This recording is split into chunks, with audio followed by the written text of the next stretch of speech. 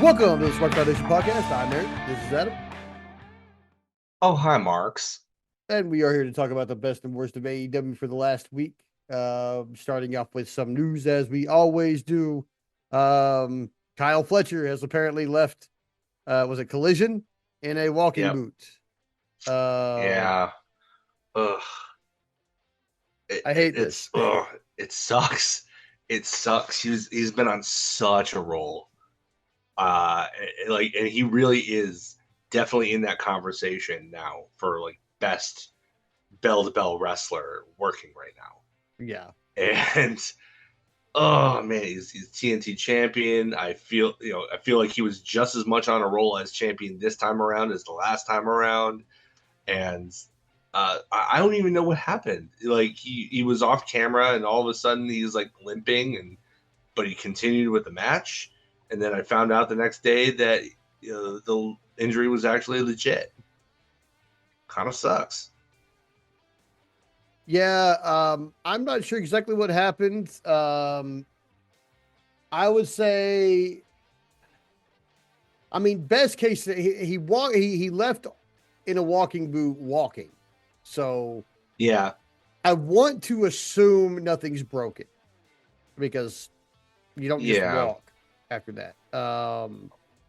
But I mean, plantar fasciitis, tendonitis, basically the top, it's like that's tendonitis on the bottom of your foot or the top of your foot, depending on which, they call it the different name depending on which side of your foot it's on. Um, because I have both in one foot, and one of those is like because of wrestling. Like 100% because of wrestling. mm, I know that you can go in a walking boot with one of those conditions, like take anti-inflammatories, go in a walking boot, be in a walking boot for like a week, and you could probably wrestle a match after that. You might have to go right back into the walking boot after the match is over, for another, at least you might have to rinse and repeat for weeks until you're actually better. yeah, Um, because I mean, like I know, like I had like a non-contact case of tendonitis and ended up in a walking boot myself. I took it off after like 2 weeks because I felt better, and then it came roaring back because I didn't stay in ugh, the boot long enough. So, like, if that was recent, so if that's what's going on, if he has some kind of like tendon issue or something like that, that can be worked around and still be therapized and fixed during his off days. However, if it's worse than that, yeah, it gets iffy after that because that's like your foot is one of those, like your feet, your ankles, your knees, your hips. Those are some things like a lot of wrestlers don't fuck around with those injuries because you have to have your base to wrestle. yeah, yeah. So You can I, you can I, go you can go with like a sprained wrist or whatever. You can work right, around that. You can't not run the ropes. right, You right. can't not take you know you can't not take bumps and have that not have that go all the way throughout your body Yeah, and aggravate that. So yeah, I mean for whatever it is, for whatever it's worth, I really hope he gets better soon because I am really gonna miss his presence. yeah, Um, yeah. I hope it's not as serious as it could be. Um, I'm not sure. Like, we haven't really been given like a full report on what the problem is or anything like that. yeah, So I'm not sure what it could be. I don't want to conjecturize like anything worse than that, like tendonitis, plantar fasciitis, something like that. That's not a big deal. Like that will go yeah, away on its own after a few weeks. All he'll have to do is wear a walking boot, and he'll be okay. yeah. Past But that, if it's like don't know, yeah, and I don't could want to be a like, knee issue. I don't yeah, know. I hope it's not anything that's gonna take longer than like a few weeks. But here, here's the thing too is like he's a champion, yeah, so it, Tony has shown that he's willing to take whatever tack he wants to with that. Nick Wayne, for example, was out for months as Ring of Honor TV champion.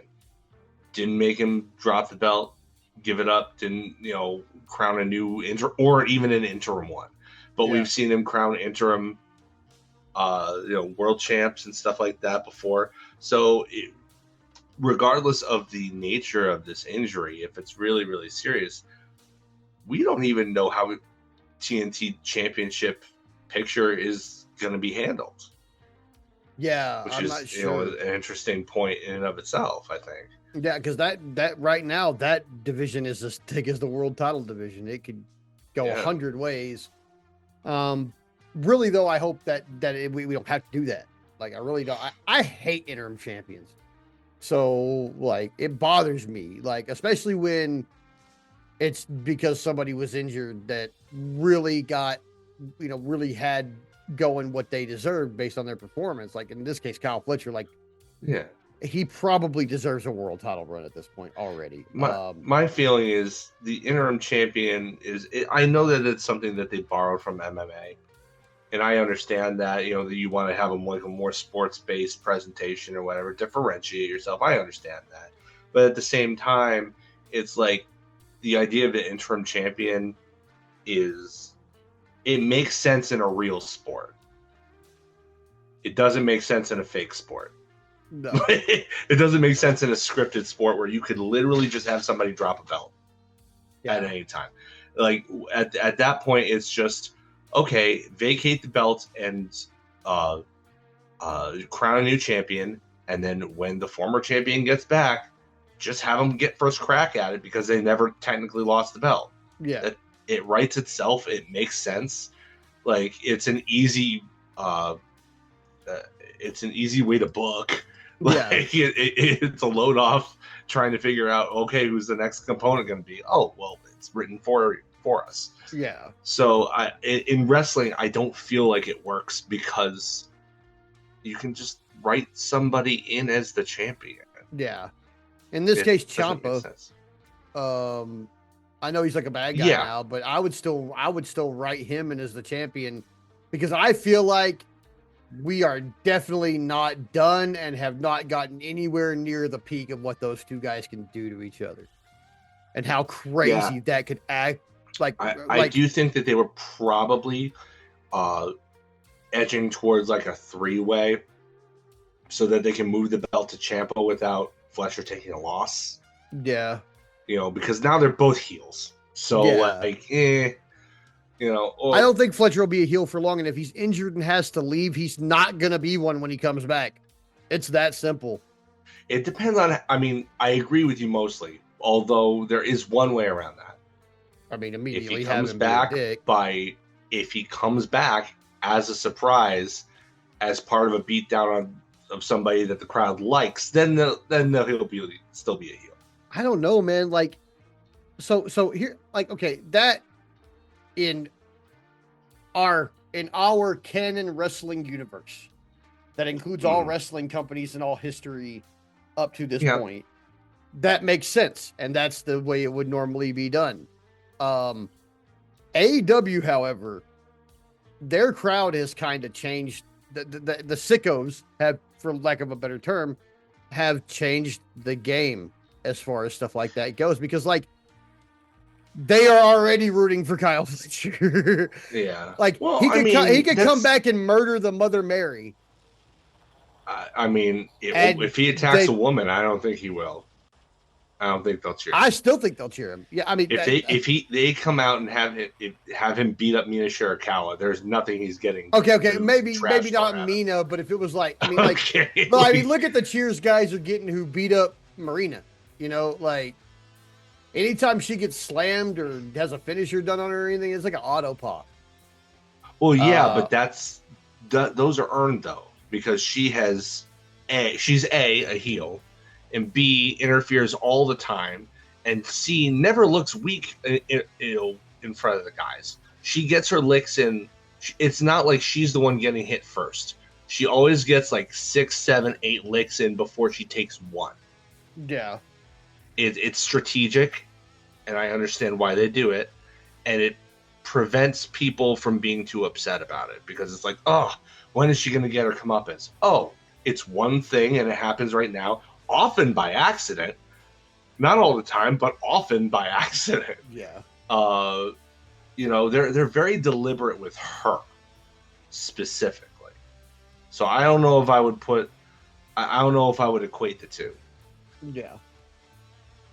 I don't know. I mean, like, yeah, maybe, but like, do we want with the trajectory that he's on, and how talented he's going to be a babyface, and how talented he is? I mean, we don't really want we don't want to keep booing him, and eventually it's gonna be where like we just don't want to boo him.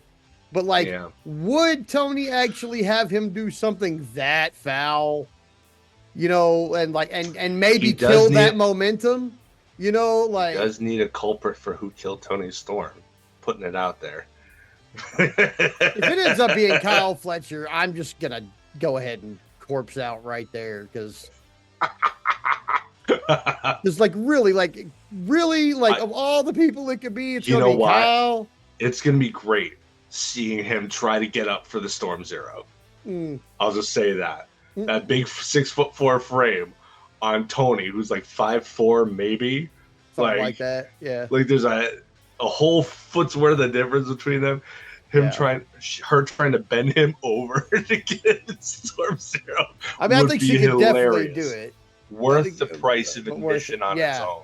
Yeah, but like, I just don't know that. Like, I just don't know that like Tony would even put him in a position of doing something that heinous.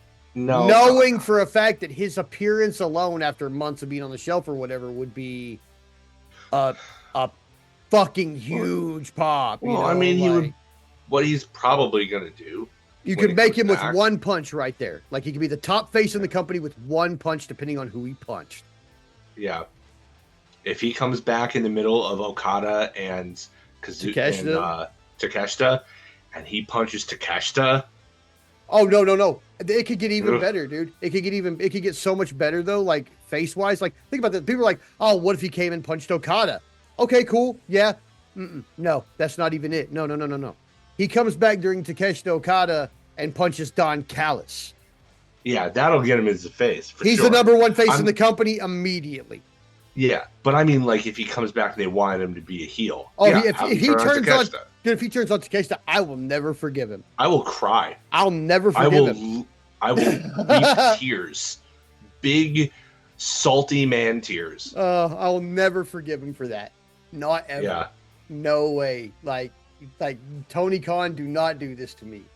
Like, I know you're listening, motherfucker. Do not do this to us. Like, I love my stories. I don't want to see them go this way. Yeah, like there. I mean, would it be great for content? Fuck yeah. Would I be happy? Hell no. I would be upset in the way I was upset at the end of fucking Revolution. And look, I can only take about one of those a year before I start boycotting your shit because you're bad at booking. Like, because you're just killing us too much, Vince. I mean, that was my problem with Vince back in during the Reign of Terror days and stuff like that. Like, you are just making us hurt. Like, you are building up these storylines and getting us invested, and then just hurting our feelings over and over again. It's like watching Breaking Bad or Sons of Anarchy. Like, it's like an abusive girlfriend. It's like, great, you can't stop watching, but it's gonna hurt you. Yeah. And I'm not in for that. Like I can handle a couple of those a year, but I want them to not be on the same part of the calendar year. No, hell no. It needs to be and they need to be spaced out so it's not like at Christmas and at New Year's. Like it needs to be like we can't have it at World's End and at Revolution like this year. Yeah. Like it just oh God, like I still am not sure how we play out this Hangman thing. Like, I still don't know. But we're talking about making people on a return, and that kind of segues into something that we've been talking about for a long, long time that we finally got an update about this week. And it didn't make me fucking happy. Yeah. And that is that we have vocally, for at least the last Her last match was in November of 2024. We have been very vocally advocating for the return of Hikaru Shida. We've been Yeah. doing that on this show for a year. Where the fuck has Yeah. she been? Will you get your ass on in gear and get her back on fucking TV? And so we got an update about her this week in the wrestling news. And I'm like, okay, what's going on with Hikaru Shida? Because we had assumed that she was injured or something. Like something had That to she have was still having happened. visa That she was issues or having whatever. visa issues. Yes. Okay. So the update is no, she is not injured. She's ready to roll.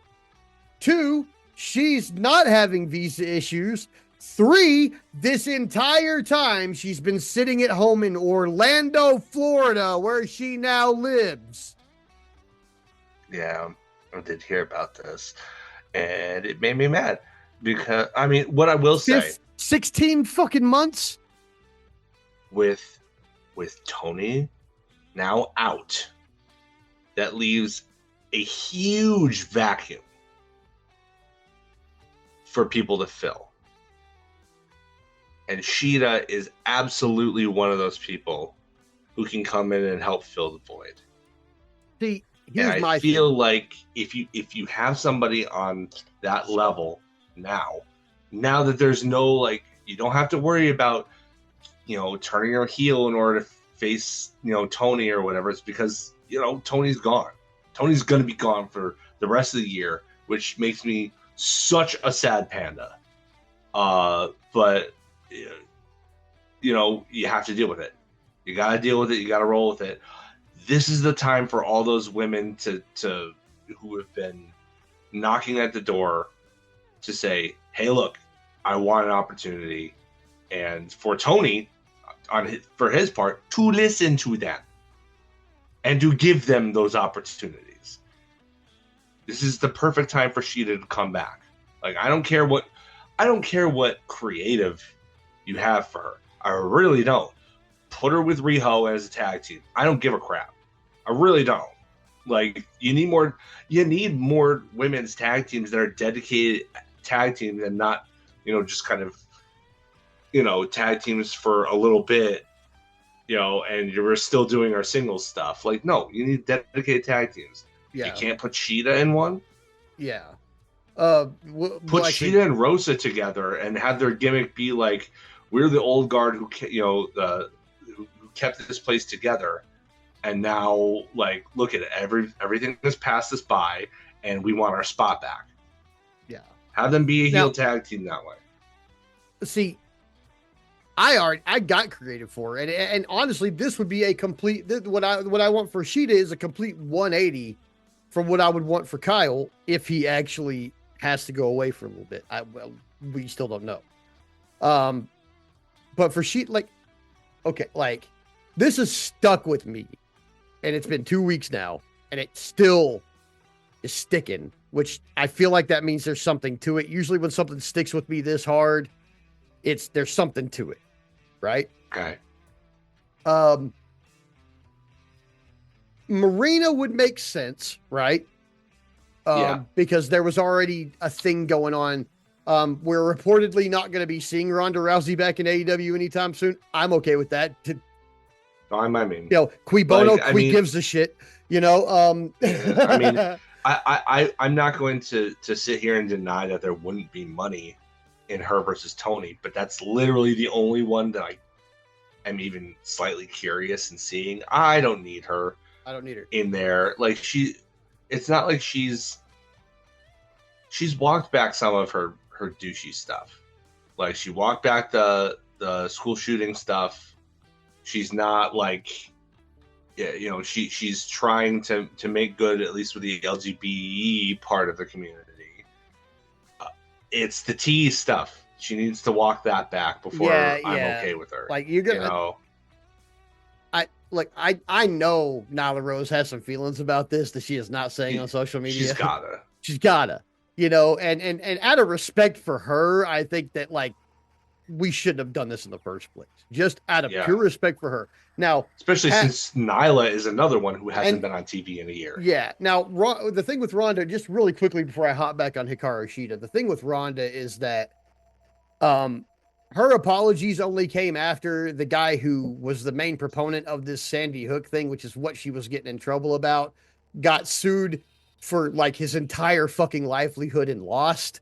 And then her apology came as if she somehow knew that, like, oh, if I'm famous and I say this libelous and slanderous and defamatory shit, that I can get sued for a shitload of money. Maybe I should apologize and say I don't really believe that. So I think that I just, I don't know. I feel like it's disingenuous.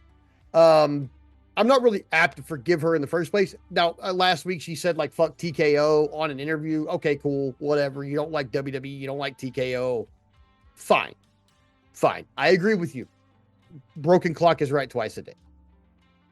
So I think it's a little disingenuous. However, what's been sticking in my craw here, okay, it could have been Marina. We got the barbed wire bat in there. We got it's the scene of Tony's demise that's sticking in my fucking head. Yeah. And it's because every time I look at the picture of it or every time I think about it, I flip out a new detail or something like that. But the one that's really sticking with me is the least obvious of all of them, but also the most obvious of all of them. Because the fucking one of the first things you notice in the picture is the fucking kendo stick sitting there. Yeah. And of all the people who are referenced in the objects in this scene, she is like the most egregiously missing one of that bunch of people. Yeah. And then if you go and look at the other ones that make sense, like, okay, Marina makes sense, but she would come clean about it. But yeah, her character would be, she would come clean. Like, she hasn't said that she didn't do it, but she hasn't said that she has done it. And I feel like she would come clean. The Death Riders she would totally be proud of her handiwork. Yeah, the dark room promo, like, oh, we took out Tony's stool. Like that definitely. Tekla, Megan, I believe her when she says she didn't do it. Yeah, I don't think she did it. Yeah. I tend to believe heels when they say they didn't do something, because usually when they did something, they are either completely ratty about it or they just immediately come out and be like, yeah, I fucking did that. Yeah. So when she says she didn't do it, I'm based on wrestling history, I'm apt to believe that she did not do it. Usually when heels lie about stuff like that, they're not heels when they're lying about it. Mm-hmm. The lie is to facilitate a heel turn. Yeah. So the kendo stick is really sticking in my craw. Like, people are like, oh, well, there's the hammer with Megan Baines. Megan is busy right now, motherfucker. She is doing stuff. Okay. And compared to her own goals that she chased and achieved. Yeah. And they're doing their thing as Divine Dominion. And I mean, I'll just say it right now before we talk about it this week. It's looking a lot more put together than her partner. They've been putting a lot of work in, clearly, behind the scenes in a very short amount of time. It's obvious with her, especially. Lena's still got some, like, Lena's, but Megan is definitely coming into something. They have, like, they're doing, like, signature spots now together. Mm-hmm. Like, this is like the third time as a tag team or whatever. Was their defense this week, and it's like, oh, they've got like tag team moves already. Yeah. And like they've clearly been taking this seriously and doing a lot of stuff, working behind the scenes to try and make the best of this and make it as good as it can be. And it's great. I wouldn't be surprised one bit, because, and I'm just going to say this based on from this match this week, I wouldn't be surprised one bit if they were getting tutored behind the scenes by FTR. And who better, really? There is an association there. Remember Top Gods? For how short that lasted? For how short that was. But also, I mean, who better, one. And two, they're actually short enough dudes that they could show them how to work smaller people, which is everybody for them. So that, I mean, it makes sense to me that it would be them. But the way they were doing certain things, especially when they were together doing spots, I was like, this is very familiar. Like, not the moves themselves, but like just the way they put them together. Yeah, the way they approached it. I was like, it's very familiar. But anyway, what I want for Sheeta is I want it to be Sheeta, man. I really do. I know that like her returning is going to be a pop, but like I would love it to be her. if for no other reason than I do really want to see Tony Storm come back and be the person who takes the title off Tekla. I think as as well as Tekla's built herself, it may only be feasible for it to be Tony. Because it's going to have to be somebody who is going to be able to overcome how just unholy cool Tekla is. Like Yeah. it's gonna have because like that level I of could cool, see it like being I could see it being Mercedes and I don't know if that the fans would root for Mercedes over Tekla. I think they might root for Tekla well if it remember turned we out to had be that idea Mercedes. of you know CEO, how toxic can the CEO really get? That Yeah, kind of deal. We had that idea a few weeks ago. I feel yeah. like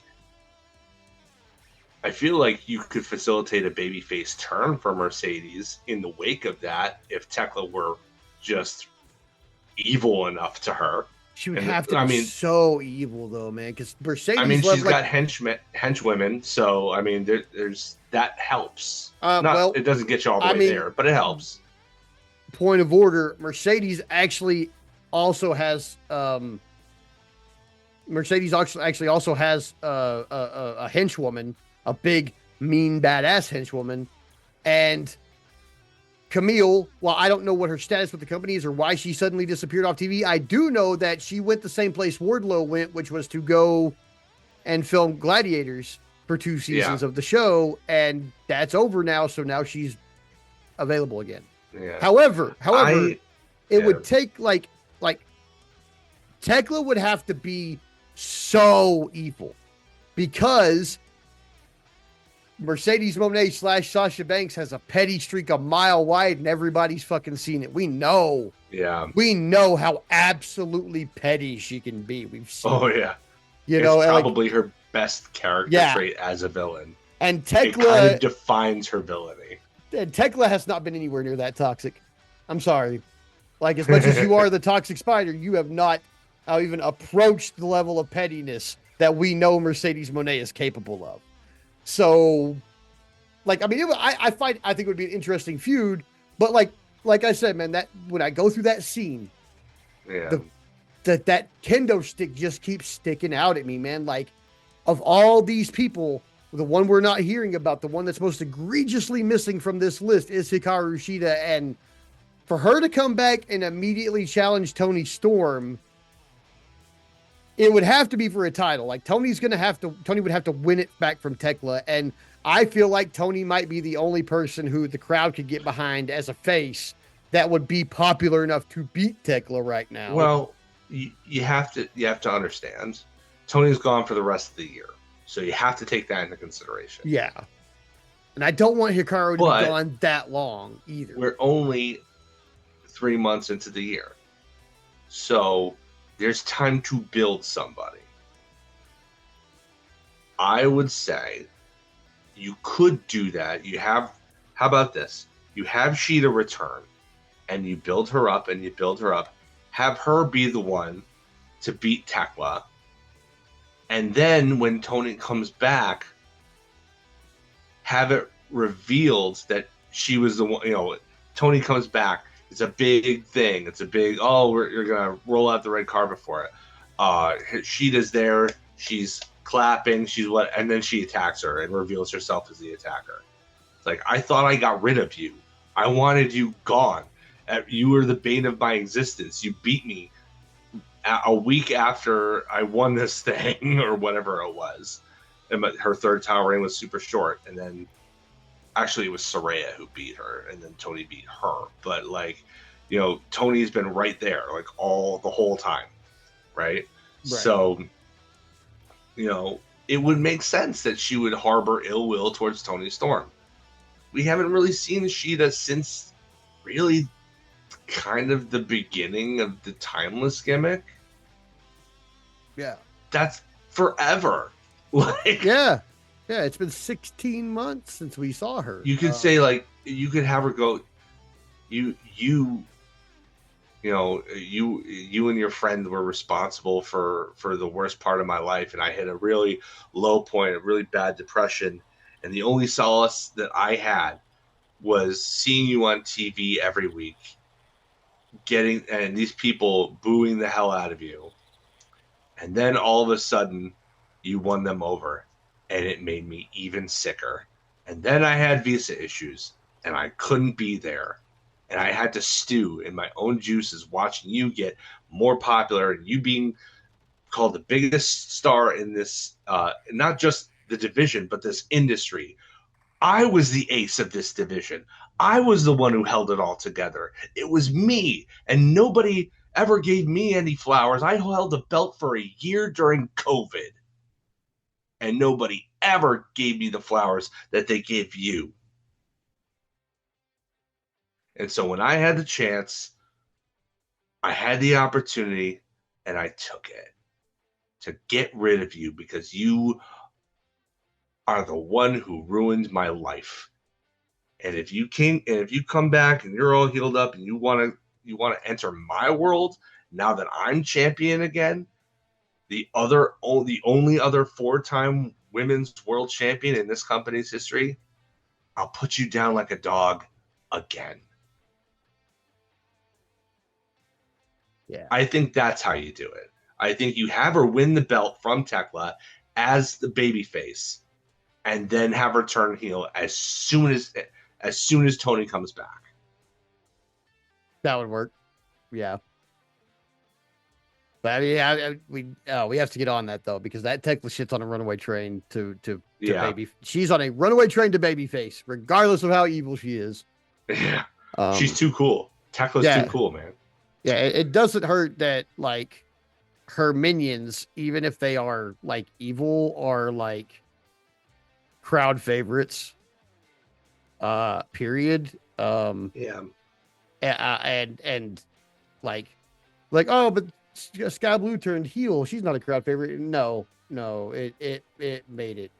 it made her more popular, I think. I mean, if that didn't, then Blood and Guts certainly did. Yeah. I mean, just like look at them, and like that, like you just can't, like you can't deny that those two, like, everybody loves them. Like it doesn't matter how bad they are, everybody loves them. Yeah. And especially with, you know, like, was that this week or was it last week? We had a Tekla match this week, right? Yeah. Tekla versus, okay, yeah. Wait, actually, I'll talk about this a little bit later, but like, Julia Hart's a bit of, like, there's some gangster in there.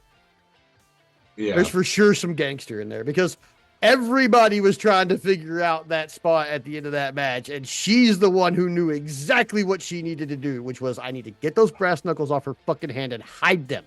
Nobody else was even really attempting to hide them. She was like, no, give me that shit, and like stuffed them immediately. I was like, there's gangster in her. Like, she knows how to hide a bag of weed. Like straight up. Like, fair enough. You know, it was so. Yeah, we'll get to that event. We'll get to that eventually. But yeah, speaking of that, let's go ahead and start talking about Dynamite. We've gone on for too much, and there's a lot I want to say, especially about the women's division, because I saw a lot of cool shit out of them this week, and they deserve all the praise that I am ready to heap upon them. So yes, let's do it. Let's do that. We got Dynamite from St. Paul, Minnesota. Look, man. Crowd was hot. The crowd was hot. The crowd was hot. Two things that I'm a little upset about that I'll get off my chest right now. One, what took you guys so long to start the fuck ass chants? We knew they were coming. We could have been doing that all night. Nobody was expecting any different. But they were waiting for the second thing you're going to say. They were waiting for the second thing. Where the fuck was Brody King? Yeah. I've seen two different takes on this. Two opposing takes. Well, my take, I'm not sure what opposing side you see. My take is that is the dumbest fucking thing you have done in a hot minute, Tony Khan, is not have Brody King on this show kicking someone's ass, like decisively kicking someone's ass. That seems to be the majority opinion, and I didn't figure it'd be that hot of a take. Tend to side with it, honestly. Like, I mean, I wanted Brody King to show up and kick ass. I was looking forward to this for literal months. people on Blue Sky were saying, hey, a couple months, you know, they're going to be in St. Paul, Minnesota after all this crap has happened. Like, it would be wise. And I was in their corner. And to a degree, I still am. The one thing that I did see brought up was that Tony Khan may have done it on purpose in order to not just make him the sole avatar for that sentiment. Because if they really mean it, they'll chant it regardless. And like, you don't want as much good as he's done. I don't know if you want the big white dude to be the avatar of that. You know? And I kind of understand that take. I do think that if that was the take, that they probably should have maybe not said it, because you don't want to like just give away the show or whatever, but maybe encourage the chance in other ways. Maybe. Or at least, or something. I don't know. As it stands, we got them in the main event, unsolicited, while a white guy was getting his ass handed to him by a Mexican. So I'm okay with it, ultimately. That's true. Like, I think there's symbolism in and of itself. Yeah. Right there. And I think it's a worthy thing to both do and to talk about. Yeah. So, I mean, and I have a lot to say about that match while that was happening too. Oh yeah, we'll get my there. God, yeah, we will. But we started with Swerve Strickland and Kenny Omega, which I kind of should have been the main. I thought this should have been the main fucking event, man. Really, I did. I saw this coming. Remember when last year when when Hanger had just won the title off of Moxley, and they put their rematch like right in the middle of the show so that they could jumpstart the next feud with him against MJF? Yeah, okay. This is what they did. This is what they did, because they only have 3 weeks, I think, now. I mean, 4 weeks from then, from last week. But 4 weeks until their next pay-per-view. It's a short cycle this time around, so they got to get on it. Yeah. So I think that's what their thought process was.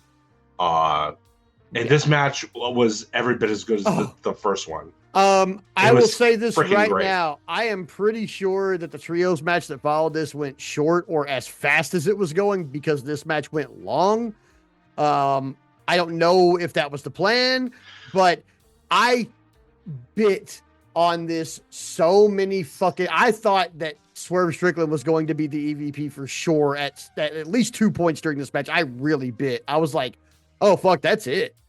Like, that is it. Like, 3 house calls that put down Brody King, but not Kenny fucking Omega. Not 100% Kenny Omega. Not 100% Kenny Omega. That was the key thing I think that we got to understand out of this whole episode, was that this is not hurt, kick me in the stomach and I'm going down because I had diverticulitis, Kenny Omega. This is, I am the god of pro wrestling and the best bout machine and the greatest professional wrestler of all time, Kenny Omega. And I am fucking excited about that, man. Because if this match is any indication of what we're about to see going forward, fucking Christ, this is on the short list already. This is in my 5 best of the year so far. I think really 3 good. Of those 5 are like Bandito matches, but this is one of them for sure. I bit so many times on the finish, and it didn't happen. And I don't do that anymore. Like, I know better in AEW, but apparently fucking not. You know, like that just means they did a great job. No, and they told a great story in this match. I knew that Kenny was going to win because it just made more sense. Mm-hmm. I loved the stakes that they added onto it, and I do like the idea of what would Swerve do with the EVP status, but it didn't make sense for him to go 2-0 against Kenny, and it didn't make any sense for heel Swerve to go against heel MJF for the title. It didn't. So, yeah, in the moment, I bit a couple of times, but, you know, it was always like, it was instinct it was like, oh, in the moment, and then like, oh no, of course that didn't happen. Of course it didn't happen. Yeah, of course not. It's like, right? no. Yeah. But Adam, what are you thinking? Like this, this with this. I had to remind myself. What's going to happen. Yeah. When he hit the V trigger, once he hit the V trigger twice, I was like, it was like, nah, it's done. I was like, no, that's it right there. Like me and my wife were watching. I looked at the time. I was like, this has been almost 30 minutes or over 30 minutes at this point. I was like, this has been so long. I was like, and then he hit the V trigger, and I was like, okay, hold on. And then he couldn't do the one-winged angel, but he hit the V trigger the second time. I was like, okay, that's it right there. Yeah. And like I knew then, but I was just like, man, like all the way up until that point, I was like, for fuck's sake, is there gonna be? It was like two really good like WWE 2K players just hitting the reverse button on each other for 30 fucking minutes, man. Yeah, it was. I felt like Jay White was in this match, even though he is not. Because he's the only other person I see do like that specific kind of thing where like everything is reversed for like a solid match, where nobody's really got the upper hand. Everybody if you hit something actually, because like if you go through this and look at what actually got hit, like it's actually a really low percentage because there were so many reversals and so many spin outs and so many like there's a really low percentage of actual connections. Like if they had just done the match with no reversals, this match would have been like 2 minutes long. But if they did it in so like, I challenge anybody. If you want to come on this show and argue with me that this was somehow not Wrestling Psychology 101 and the best version of it, you come on with your wrong opinion and I will explain to you why you are wrong from a business standpoint. This was so good. And the reason I know it was so good is because I watch all these matches, but it's really hard for what I am sure is going to be like a 5-10 minute TV match to really drag me in. Yeah. By the 5 or 10 minute point, they had me. I was looking at nothing else but my fucking television. Locked the fuck in. So this was a stellar way to start the show. Yeah, it really was. And I still have so much praise to heap on the rest of this show. Like it was so good to start. Really good oh man, it was so good. The crowd, who I will talk about right now, just very briefly, was a huge part of that. They were hot all the way through. They killed it all the way through. Like I thought that was great, but like this match was a perfect start. After that, we got a Darby Allin video package, which is pretty much the same video package we've seen about him since he got off Everest. Yeah, except they had a little bit more footage of the coffin match. Yeah, a little bit more. He ever gave Kid. Yeah. It's like the same one. They just keep adding new clips here and there. Yeah. Just like, hey, is there a new clip of Darby getting hurt? Yeah, okay, go ahead and throw that on the end, and let's just rerun it. By the time this is over, it's gonna be an hour-long documentary of like how Darby Allin died. You know, like, and not. I'm not wishing no for that. It'll be no narration. Yeah. It'll be just a chronological citation of every single bad bump that he's taken in his entire career. Yeah. And if this match this week didn't shorten his life by like a year and a half, I have no idea what this man is doing with himself. After that, we got Ospreay backstage. I don't know if this was, I guess it was more like a pre-tape because there wasn't an interviewer, but you know, he talked about Pat, you know, and questioned the validity of their initial meeting. You know, by being like, I don't know that we've ever shaken hands, you know, which, okay, for those of you who are not in the business, if somebody is like, we shook hands and I knew you were a prick, and you're like, you know, I don't know if we've ever shaken hands. If they have shared a locker room at any point and not shaken hands, that's like a serious amount of disrespect. Like, I have seen people be ostracized from locker rooms for not shaking everybody's hand on the way in and the way out. Yeah. And, you know, obviously this is kayfabe. Yeah. But they're playing with the knowledge that smart fans would have. Yeah. To be which like, is to elicit the reaction that you're giving right now. It's like, holy dude. Well, like, Right. I know what it means to not shake somebody's hand backstage. And I'm like, ooh, that's very disrespectful.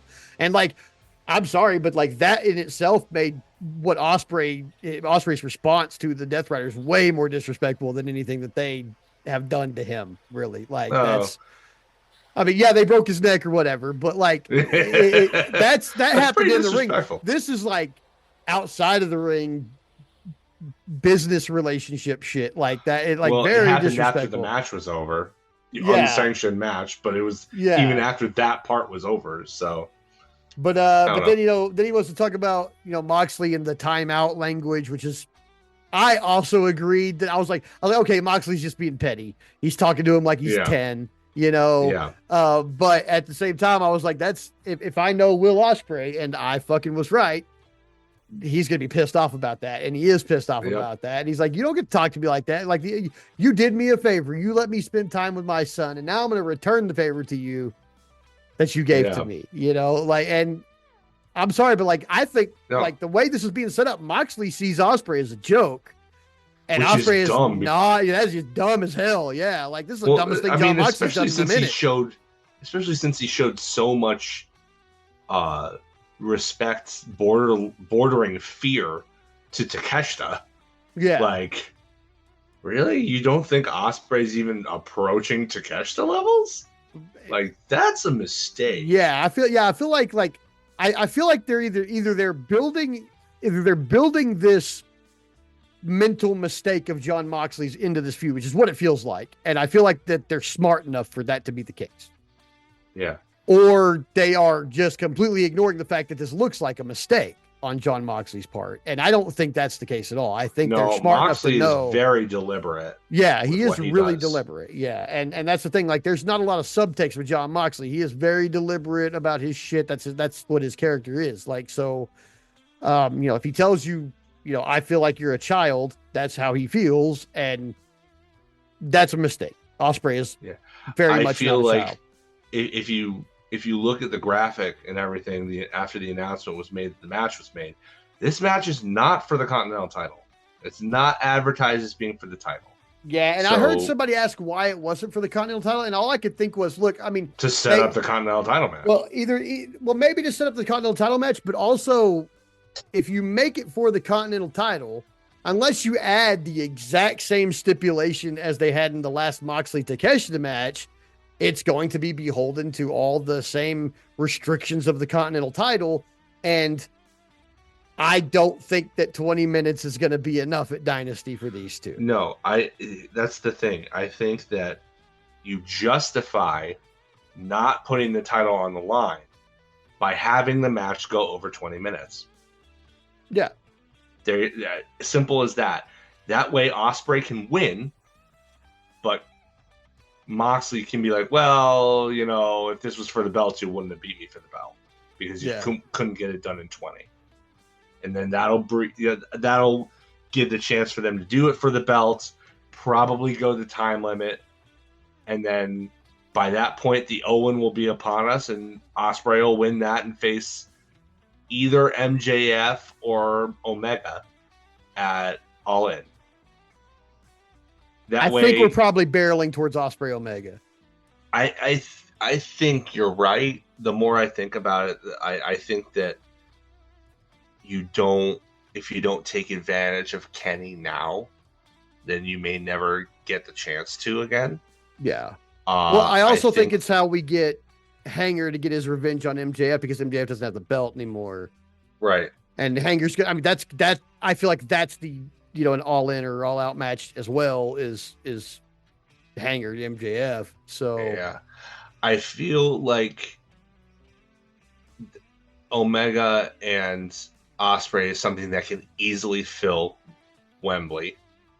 I think it's something. I mean, they're going to have a huge stage, so it's going to have fewer seats than ever before. I mean, I don't know what the last count was. I'm going to actually check right now. Yeah, check that out. But I feel like that'll put it over the edge.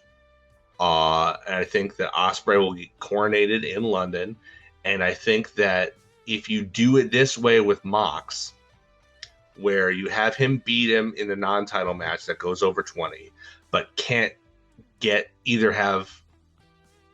probably have Moxley ride out the 20 minutes for the Continental title rules.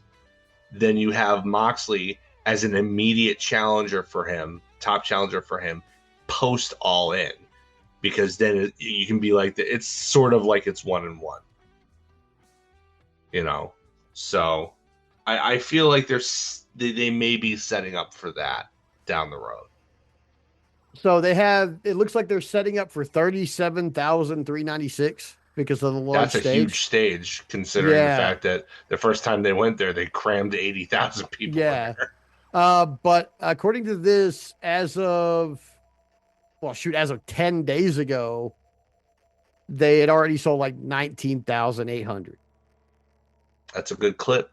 Still got till July. Yeah. And if they announce Omega Osprey sometime in there, that's gonna climb. That's gonna climb significantly. There will be people who fly from America to see you that will. match. I guarantee you that they're gonna coronate Osprey as the world champion. He's gonna win it there in London. Yeah. In the main event. The question is who he takes it off of. That's all. Yeah. I think. Do you go with the heel face dynamic, the classic, with the guy that everybody wants to lose in MJF, but that would be running back 2 years ago from Wembley, over the international title? Or do you go with the face match that might be the bigger money because it's Omega? I mean, in this case, you go with the bigger money. I mean, for a show like this, you definitely take the money route. Yeah, like it kind of depends whether you want the story or you want the money, and usually it's the money. I think I would go with the money on this one because the story I really want is Hangman getting his revenge on MJF for not being able to ever challenge for the world title again. Well, I mean, honestly, like, I don't even know if you could really even frame it that way, because MJF didn't. The problem was it was a Texas death match. Everything was legal. He didn't cheat. He just beat him. I just clean as a sheet for a no DQ match. I don't think MJF gloating about it is over. It's definitely not over. No, it's definitely not over, but I don't think that you can frame it out, and I don't think Hanger would frame it as anything but I beat myself. I think he has enough self-awareness now to be like, yeah, I lost that match, but you know what? You didn't beat me. I beat myself, and I have to live with that. So I don't think it's a revenge thing so much as it is. And I just don't want you to represent this company, because screw you. You're a piece of garbage. Come up and whatever. I mean, MJF hasn't learned a fucking thing, so let's teach him a lesson, something. Yeah. Yeah. But there's a difference between personal revenge and being an arbiter of justice. Yeah. After that, we've got our mixed trios match. We have the Death Riders, Moxley and Garcia and Marina Shafir against Top Flight and Zeta Steel. And here's where I start heaping loads of praise back on the women's division. Zeta Steel coming out of nowhere with like an A+ performance in this match. I absolutely see what the WWE ID program saw in her. Oh, yeah. 100%. 100%. Like, every single time she comes out, she makes the most of her minutes. I mean, yeah, she's still a little rough around the edges at times, but I mean, in terms of execution. But let me tell you, this girl has her character down. Yeah, she knows who she is as a performer in that ring, and that is usually the opposite way that it develops. Usually, you get your basics down, and then you steadily improve in the ring. You do your matches in your home promotion, the school or whatever. You do your jobs and you pay your dues, and then you come up with a character once you've got the mechanics down. Yeah, Zeta seems to be doing all of this stuff simultaneously. All of it. So she's in like 3 years' time. She's going to be an immensely important part of this division. Yeah. I believe so. I can see it coming from a mile away. If she keeps up at this pace, it's going to be faster than that. Well, I mean, she already shattered the illusion that she would just immediately fall to Marina Shafir just in this match. Yeah, because I was like, they're for sure going to lose. That's what I thought. I was like, they're for sure going to lose. But it's going to be Marina beating the shit out of Zeta Steel like for 10 minutes or whatever. And that's Yeah, this is not like what the happened. third time or so that they've shared a ring in various types of matches, and every single time Zeta takes it right to Marina, and Yeah. Marina, for her part, sells as well as for her as she does for anybody. Yeah. Yeah. And I So like yeah, the that was stars of the, this match, this match that included Daniel Garcia, Daniel Garcia, Continental Champion and former World Champion John Moxley, and an incredibly talented and over tag team in Skyflight. The stars were Zeta Steel and Marina Shafir. oh, Think 100%. about that. No question. They were the story of this match. No question, dude. No question. And mostly for me because I immediately was like, oh, it's some kind of squash match. And it sucks because it's top flight and they shouldn't be getting squashed for any reason. And then it That is wasn't. something I do agree with you. Like they put them together, they've got a brand new theme, a new stable, and everything, and they still can't get any freaking wins. It's horrendous. Like that pisses me off a little bit, but they definitely, like, especially Zeta in this case, like showed an incredible amount of like in ring just Poise. wherewithal and poise. And yeah, just very, I mean, it was by far the best performance I've seen of hers, and I have limited experience with her, but still by far the best one.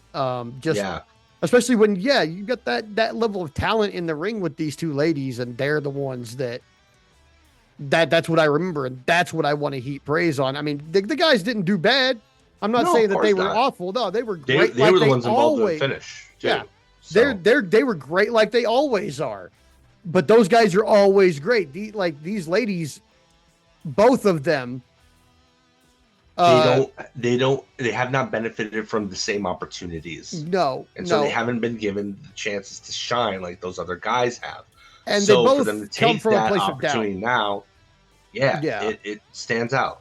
Yeah, well, I mean, they both came from a place of doubt. I mean, like Marina had the "You Don't Know Me" promo, which kind of put doubt in everybody's mind about whether she was going to be competent as a professional wrestler in a well-rounded way. She could wrestle, but just like maybe not a good promo. But that's changed. She's a good promo now. That's changed, yeah.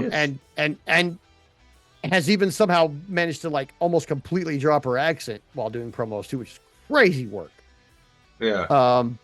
But for Zeta, when we first saw her, I mean, yeah, she'd been in ROH, so there were people who were aware of her. She'd been in ID. There were people who were aware of her.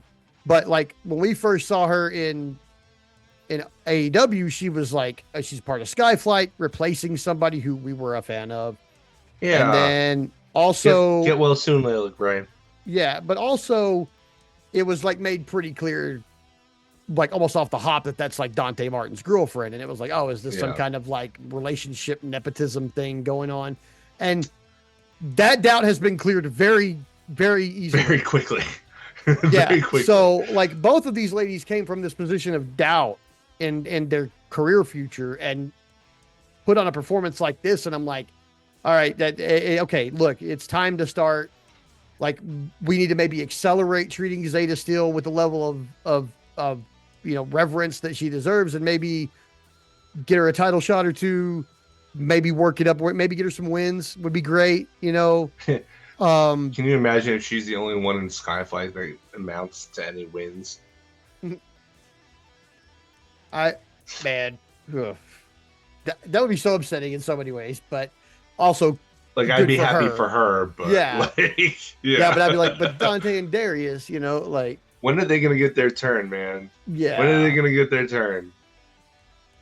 But yeah, so the Death Riders win, and then Moxley gets a mic and he addresses Will Ospreay again. And he knows he's upset. And of course he's upset. Look at the way you were talking to him. You were talking to him like he was a fucking petulant child. Yeah. He's going to be punitive at least. And so, but he goes ahead and gives him the match, even though we had already gotten a graphic saying that we were going to get the match after the Ospreay promo. Yeah. Or at least that's what happened on my stream. Oh, you know what? 1 second. We're gonna quick aside, real quick. You know that problem you had last week with Yeah, Collision? yeah, So when I went back to watch it on my streaming service, I had that same problem. really? I clicked on the Saturday show and it played the Sunday show, and then I clicked on the Sunday show and it played the Saturday show. So it No happened to me way. too. Yes. So it wasn't No just you. way. I Okay, had the exact same issue. Yes. I'm glad that this wasn't just And a I me watched it thing. on I thought I Triller was this going week. nuts. So yeah, that's I Yeah. watched on Triller. When I clicked on the replay on Triller on for Saturday, it showed me Sunday. So I indeed also watched Sunday first and then Saturday. Um, so yeah, it happened to Wow. me too, and it happened on Triller. So yeah, Well, that I'm was glad definitely that a I'm not going bonehead. crazy, No, you or weren't that going I'm not. crazy. I wasn't precognitive or whatever. It definitely happened to me also, like after the fact, but it happened. Yeah. They Okay. didn't correct it after the fact for the replay, which is weird. Yeah. But yeah, so after that we've got a Young Bucks backstage thing. They're talking about how they bounced back with a trios victory from their loss, and their goal remains the same to become AEW Tag Team Champions again. Good. I'm assuming they're going to get those belts from Cope and Cage. Yeah. Me But I too. don't know. And I mean, really, Edge and Christian versus the Hardys 2.0 is kind of something we all want to see. Yeah. It's Um, poetic. It's you can build. I mean, I feel like that's all in. That's what we're yeah, going for. Like, right. if they really want to, if they really want to do it up, you do it as a ladder match. You include tables and chairs, but you can't use TLC as a name because that's Yeah, copyrighted by WWE. But you have it be a ladder match, have a bunch of chairs involved, have a bunch of tables involved, yeah. and if you want, you can even throw FTR in there to get the 3 team deal. Let them call it Furniture Madness Yeah. or something. Like even though we I use mean, Madness a lot already. Ring of Honor is known for their ladder wars. Ladder Wars, yeah, that would work because they could So definitely use that. you could, But real quick before I move on too far from this trios match, Zeta Steel is for sure this week's most improved competitor, oh, for and sure. there was a competition for it this week, and we'll get into that a little bit Yeah. later. Yeah, there But was. Zeta is 100% my most improved for the week. Yeah, good No for her. question, no question. And honestly, it was a competition, and it was a competition between ladies. There was Yeah. no men in this competition this week. Good. It was all the ladies. Um, so yeah. Anyway, after our Young Bucks promo, we've got the easiest to call match of the evening for my 2 reason countdown. Reason number 2 on the 2 reason countdown. While this match was easy to call, Speedball Mike Bailey doesn't get to turn in performances like he has for the last 3 weeks and then catch a loss right here. Never going to happen. And reason number 1, the main reason why you can always call a match like this is because Rocky Romero was fucking in it. Yes. This match was about 2.5 minutes long. And my wife was like, he got a jobber entrance. I was like, this is gonna be a squash match. And she was like, yep. but that's Rocky Romero. I was like, yeah, but it's Rocky Romero. This is gonna be a squash match. But it's Rocky Romero. I love Rocky. We've gone over this so many times. I love Rocky and everything that he has done for the business. Oh god, so much for the business. But yeah, he might be a little too generous. Yeah. A little too giving. Yeah. That man is your favorite wrestler's favorite wrestler, guys, just so y'all know. Oh yeah. For current workers, guys who are right now working, like if ever you had to be like, who working right now is your favorite guy? A lot of people are going to say Rocky Romero just for what he's done for the business. He definitely does not get the accolades from the fan that he deserves, but also I'm pretty sure he understands the role that he plays, and he plays it really well. So 100%. Because you can beat Rocky Romero, and that's a significant win. It doesn't matter whose resume we're talking about here, tenured or not. Beating Rocky Romero is a valid win. It's not just some squash match against local guys. Even though this was 100% a squash match, because Mike Bailey just kicked the shit out of poor Rocky Romero for 2.5 minutes. Pretty much. but of course, this is part of the reward that you get when you turn in performances like Speedball's been putting in for the last few weeks. Especially when you do what you did against Kyle Fletcher and still have to take a L. Like, you know what's so funny to me is that they put Jet Speed together because they didn't have anything else for them to do, and now they're both getting singles pushes out of it, and it looked like it's a race. Like Yeah. I initially I thought, oh well, they're only concentrating on Kevin Knight, so like Speedball's kind of in the background, and then Speedball puts in that performance against Fletcher, Yeah. and it's like, oh, wait a minute, and now it's like they're racing each other to really kind of see who's gonna actually be like. And it seems like they're very supportive of each other. They both want to Yeah. push each other, but it does seem like there's a friendly competition. Okay, who's gonna get the most out of their push? Yeah. You know? I'm past the point of thinking that this is leading to a Kevin Knight like, you know, big headed ego turn. Yeah, I'm past they that haven't now. really touched on that for the Yeah. last several weeks. Yeah, Because now it seems like they're both determined to get a singles belt. They both know that's what they want to do, and they're like rooting each other on, like yeah, But also, yeah, like friendly competition. Like, hey, like who's gonna have one first, And I really like that. I really like it. I like that they're not making this a tension thing because there's enough fucking tension out there. We don't need more in unnecessary places. yeah. There's always a place for tension, but not here. Not here. The only thing the only nitpick I will make is that I love both those guys. I want the best for them, but I'm tired of these double champions. I don't want them to win these singles belts if they're going to be the trios champs again. Yeah, I'm kind of with that. Also, like drop the belts first. Yeah, drop the belts first. Well, like I know it's Mystico. I know you want to give him, probably a lengthy reign out of respect, but like, I don't want them doubling up on these. It just log jams everything. Even with as many title belts as they have, it log jams everything. Yeah. So cut that out. But other than that, yes, I am very much enjoying the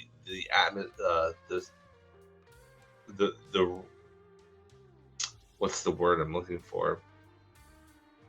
I don't know. I'm enjoying their pushes that seem to be kind of parallel and trying to one up each other, Right. So, but yeah, if I had to, even with the match that he had on Collision against Okada, which was great, I'd still say Bailey is maybe a little bit ahead at this point. But it's kind of nice to see them go back and forth and kind of try and one up each other. It's kind of yeah. After that, we've got MJF, and he is coming in to do his promo, which I mean, he said ever 14 times. Yeah. He was trying to get that cheap heat. It got a little annoying. He was getting cheap heat out of me for sure. I was like, all right, dude, that's enough, and that's enough, and that's okay. Yeah, I mean, okay. Like he saw a paper cut, and he decided to dip that thumb in a Tony Montana sized hill of salt. Yeah, that's what he decided to do. But he basically goes through the whole thing about how easy dubs and all that, and then not to be confused with EC dub, which is a completely different thing, right? And then he does this one catchphrase and then doubles down and does his devil catchphrase, and that is finally enough to bring Kenny Omega out. And Kenny, I saw somebody on Blue Sky describe this episode of Dynamite as "Oops, all Kennys." Oops, all Kennys. I mean, they're not wrong, really. This was a very heavy episode with Kenny influence and appearances. But Omega does the typical. He does the thing. He's like, yeah, it's weird that you call yourself the devil. He's like, I've been described as a wrestling god, but I never called myself that. And that's true. Kenny Omega, he doesn't call himself the best bout machine. He doesn't call himself the greatest of all time. He doesn't call himself a wrestling god. We call him that. Yeah. Those are titles that he's been given by us for years of like the bangerest of banger matches.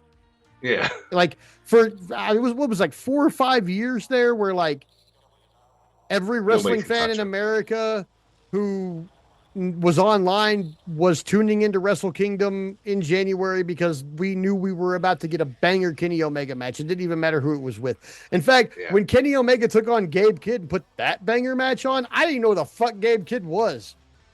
Yeah. I didn't care. I, It was like, I wish I didn't know who Gabe Kidd was. I wish I still didn't know. But Yeah, you know, I mean, but yeah, like that's not the world we live in. I didn't even know who he was, and I was like, it was a banger match. And then when he showed up in AEW, I was like, I'm not mad because the last time I saw that guy, him and Kenny Omega had a like 45-minute classic, and it was great. And then he promptly went to New Japan Strong and broke Eddie Kingston's legs, and then I was like, fuck this cunt-faced asshole.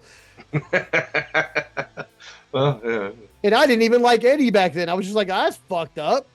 You know, Yeah. like, but yeah, actually, another small side, I saw a video this weekend of like when wrestlers snap on YouTube, and I was like, I wonder how many of these I didn't know about, right? The one in the video that I didn't know about was that Eddie Kingston and Chris Hero got into a real fight in the middle of a match, like, and I didn't know that, and I never found myself rooting for Eddie Kingston harder, even though I've met Chris Hero. And Chris, it's because you were a dick to my wife. But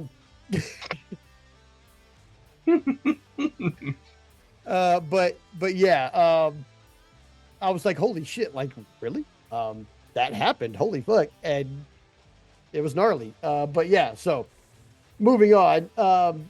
You know, Omega does his thing. He talks about, you know, MJF would be better, you know, was better than 60 to 80% Kenny.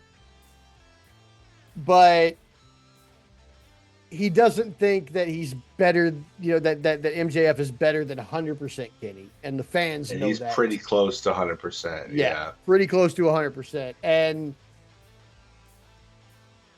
he was like, the part that scares you the most is that you know it. You know it. Yep. And, you know, that just basically, I mean, MJF takes the challenge. We've got the God of pro wrestling versus the devil at Dynasty. And yeah, I'm actually kind of excited for this. And though I like the way they're playing this angle. Because, I feel like there's a pretty good chance that we can see a title change here. Yeah, there is a pretty good chance. Also, pretty good chance. Also, the last time anybody ran a God versus Devil angle, Shawn Michaels showed up with an invisible tag team partner, and it was like bullshit. No. It wasn't invisible. It was a spotlight. Okay, whatever. Okay, so it was a spotlight in the corner. His tag team partner was a spotlight in the corner that was reportedly God, and it was stupid. It was the stupidest shit. Yeah. You've got a God versus Devil match where both people in this match are tangible and are described as advertised. So I'm way more excited for this version of it. It's like this is Tony Khan digging up old shitty WWE angles and making them as good as they could have been. Yeah. And I wouldn't be mad if that's all he ever did again, was just take all the shitty times that I've been upset by WWE and fucking disappointed in Vince McMahon's booking and just made it all good with wrestlers that I like at high work rate. You know, like I wouldn't be mad at that at all. Because let's be real. I can't point to the exact instance before the Shawn Michaels thing, but I guarantee you a God versus the Devil thing has been run before. Probably in Mexico. Nothing in wrestling is new. Not a damn thing. No. Okay. For all you Monday Night Wars fans, the NWO was jacked directly from NJPW. Yep. So, or was it? It was Noah? It was Noah. It was New Japan. No, Noah didn't exist. Oh, it was New Japan? Okay. But yeah, it was New Japan had a thing. I think it was with the UWFI. Which, if you've never seen any UWFI stuff, go and check it out, because they didn't have like a ton of like names that you'd probably recognize necessarily, but they're about as close to like shoot style worked MMA as you're probably ever going to find.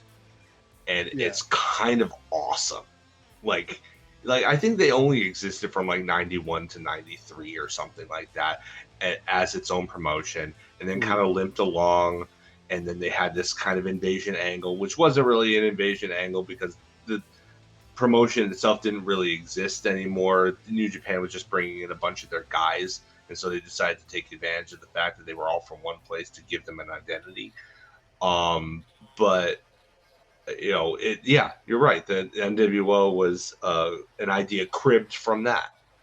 Yeah, as I recall. So nothing is new. Nothing is new. Everything has been done. Simpsons did it. Simpsons did it. Simpsons did it. But God versus the Devil. I'm down for this. But another dynasty match made. So now it's Omega and MJF. We got Ospreay and Mox. FTR versus Cope and Cage, which we're going to talk about right here because we've got the promo with Cope and Cage. And so we got Renee Paquette. She's backstage with Christian Cage and Adam Copeland. And Cage is like, life's about choices.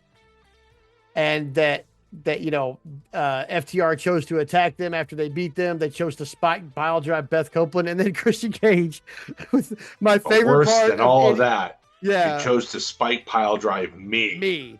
And then he walks off. He walks away. Like, what an asshole. Which first of all, I love this dynamic of them like not being best friends, like just being kind of like partners of it respects all of the great heel work that Cage has done since turning heel in AEW. And it doesn't just dismiss all of that characterization for the sake of a nostalgia act. Like, I mean, so often you see in wrestling, it's like, oh, I turned babyface, all that stuff. Oh, that's in the past, man. I'm a different guy now. I don't have to answer for anything. Everybody trusts me again. Like, no, that's not how we do things in AEW. With one exception, we will talk about when we get to Collision, that I'm still kind of confused about. But, Cage, the work that he's doing from a character standpoint has been so good for so long. And now, he's throwing it all. I like you said, this dynamic is great. It's not the old Edge and Christian where, Edge, they were kind of equals, but they were super goofy. It's not, Edge versus Christian, where Christian was super jealous about always being the second banana. It's not post-Edge retirement where they gave Christian a 2-day title or like a 5-day title reign or whatever it was, out of respect for Edge, only to drop it to Randy Orton that first SmackDown. Like, this is a completely different dynamic between the two. Yeah. And it's awesome. Yeah, I love it. It rocks. I love it. But so after Cage leaves, Copeland kind of changed the tone, and he says, he talks about how he met Cash Wheeler, and understands why they took him out, but putting their hands on Beth was a bad deal. I mean, you've eaten her cooking. Our kids have played together, which I felt like was fine enough for a promo, but when FTR showed up immediately afterwards on stage, I knew that they were about to say the most terrible things about all of those points. And that's exactly what happened. They did. That's exactly what happened. They talk about, Cope helped, you helped us in 2009, but it's not 2009 anymore. Forget your kids. This is my family here. But then Dax doubling down on that with, you guys are a nostalgia act. And I was like, I mean, but that's still fighting words. Yeah, it totally is. Yeah, especially with a Cope who looks like he ate Cope. Like, I swear to God, the guy has a Pokemon fucking level he evolves every time he has to leave TV. And he's just enormous now. And between acting gigs, all he does is go to the gym. Yeah, I feel like that might be the thing. Like, he's got the coolest home gym on the planet, and it probably has the heaviest weights in the world in it. Like, dude's doing curls with the impossible dumbbell. Like, just all kinds of crazy shit. But after that, the top guys get kind of interrupted by Orange Cassidy and Roderick Strong, who are making their way down the ramp for their match. Um, and Stokely bumps into Cassidy, who kind of like barely pushes him, but then FTR try to come after him, and then that brings Roddy back up the ramp. And FTR just kind of runs away, and I'm like, you guys are the champions, and you're about to face Cope and Christian, but you're scared of Roddy and OC. And then Roddy and OC lose this match. Yeah, which is very strange. Yeah, it made everything even weirder because they lost the match. Like, I was like, what was the point of all that? If this was setting up a program between the two, you would think that the conglomeration would come away with a win in this match, but they didn't. Yeah. And to a point, I'm kind of glad that they, Gabe Kidd wasn't involved. So David Finlay and Clark Connors are fine. They're fine. I don't have any issues with those guys. So seeing them get a win isn't like the worst thing. No. But and a mostly clean one at that for that matter. But like it did make what happened between OC and Roddy and FTR earlier on the ramp seem weird, out of place, and kind of nonsensical. Yeah, just a little weird. Yeah, I thought the match was good. Not the most exciting thing I've seen from any of these four guys, but also not bad. I mean, really, like, I have to look at my frame of reference for this match because objectively, this is not a bad match. It's even a good match. Everything else on this show was just better. Top tier was like top tier AEW shit. And like they completely it's like I said last week that this was like that last week was like a post pay-per-view slump. And I feel like Tony Khan took that personal. Yeah. So yeah. But yeah, I mean, like I said, it wasn't a bad match. I did like the full clip, that finishing move that they used. Yeah, where he held him in a vertical suplex and then got the spear off the top rope, kind of like a upside down doomsday device almost. I like that, yeah, thought that was cool. Neat. I like that. But yeah, the dogs get the win, and I still hate their name. It needs something. Yeah.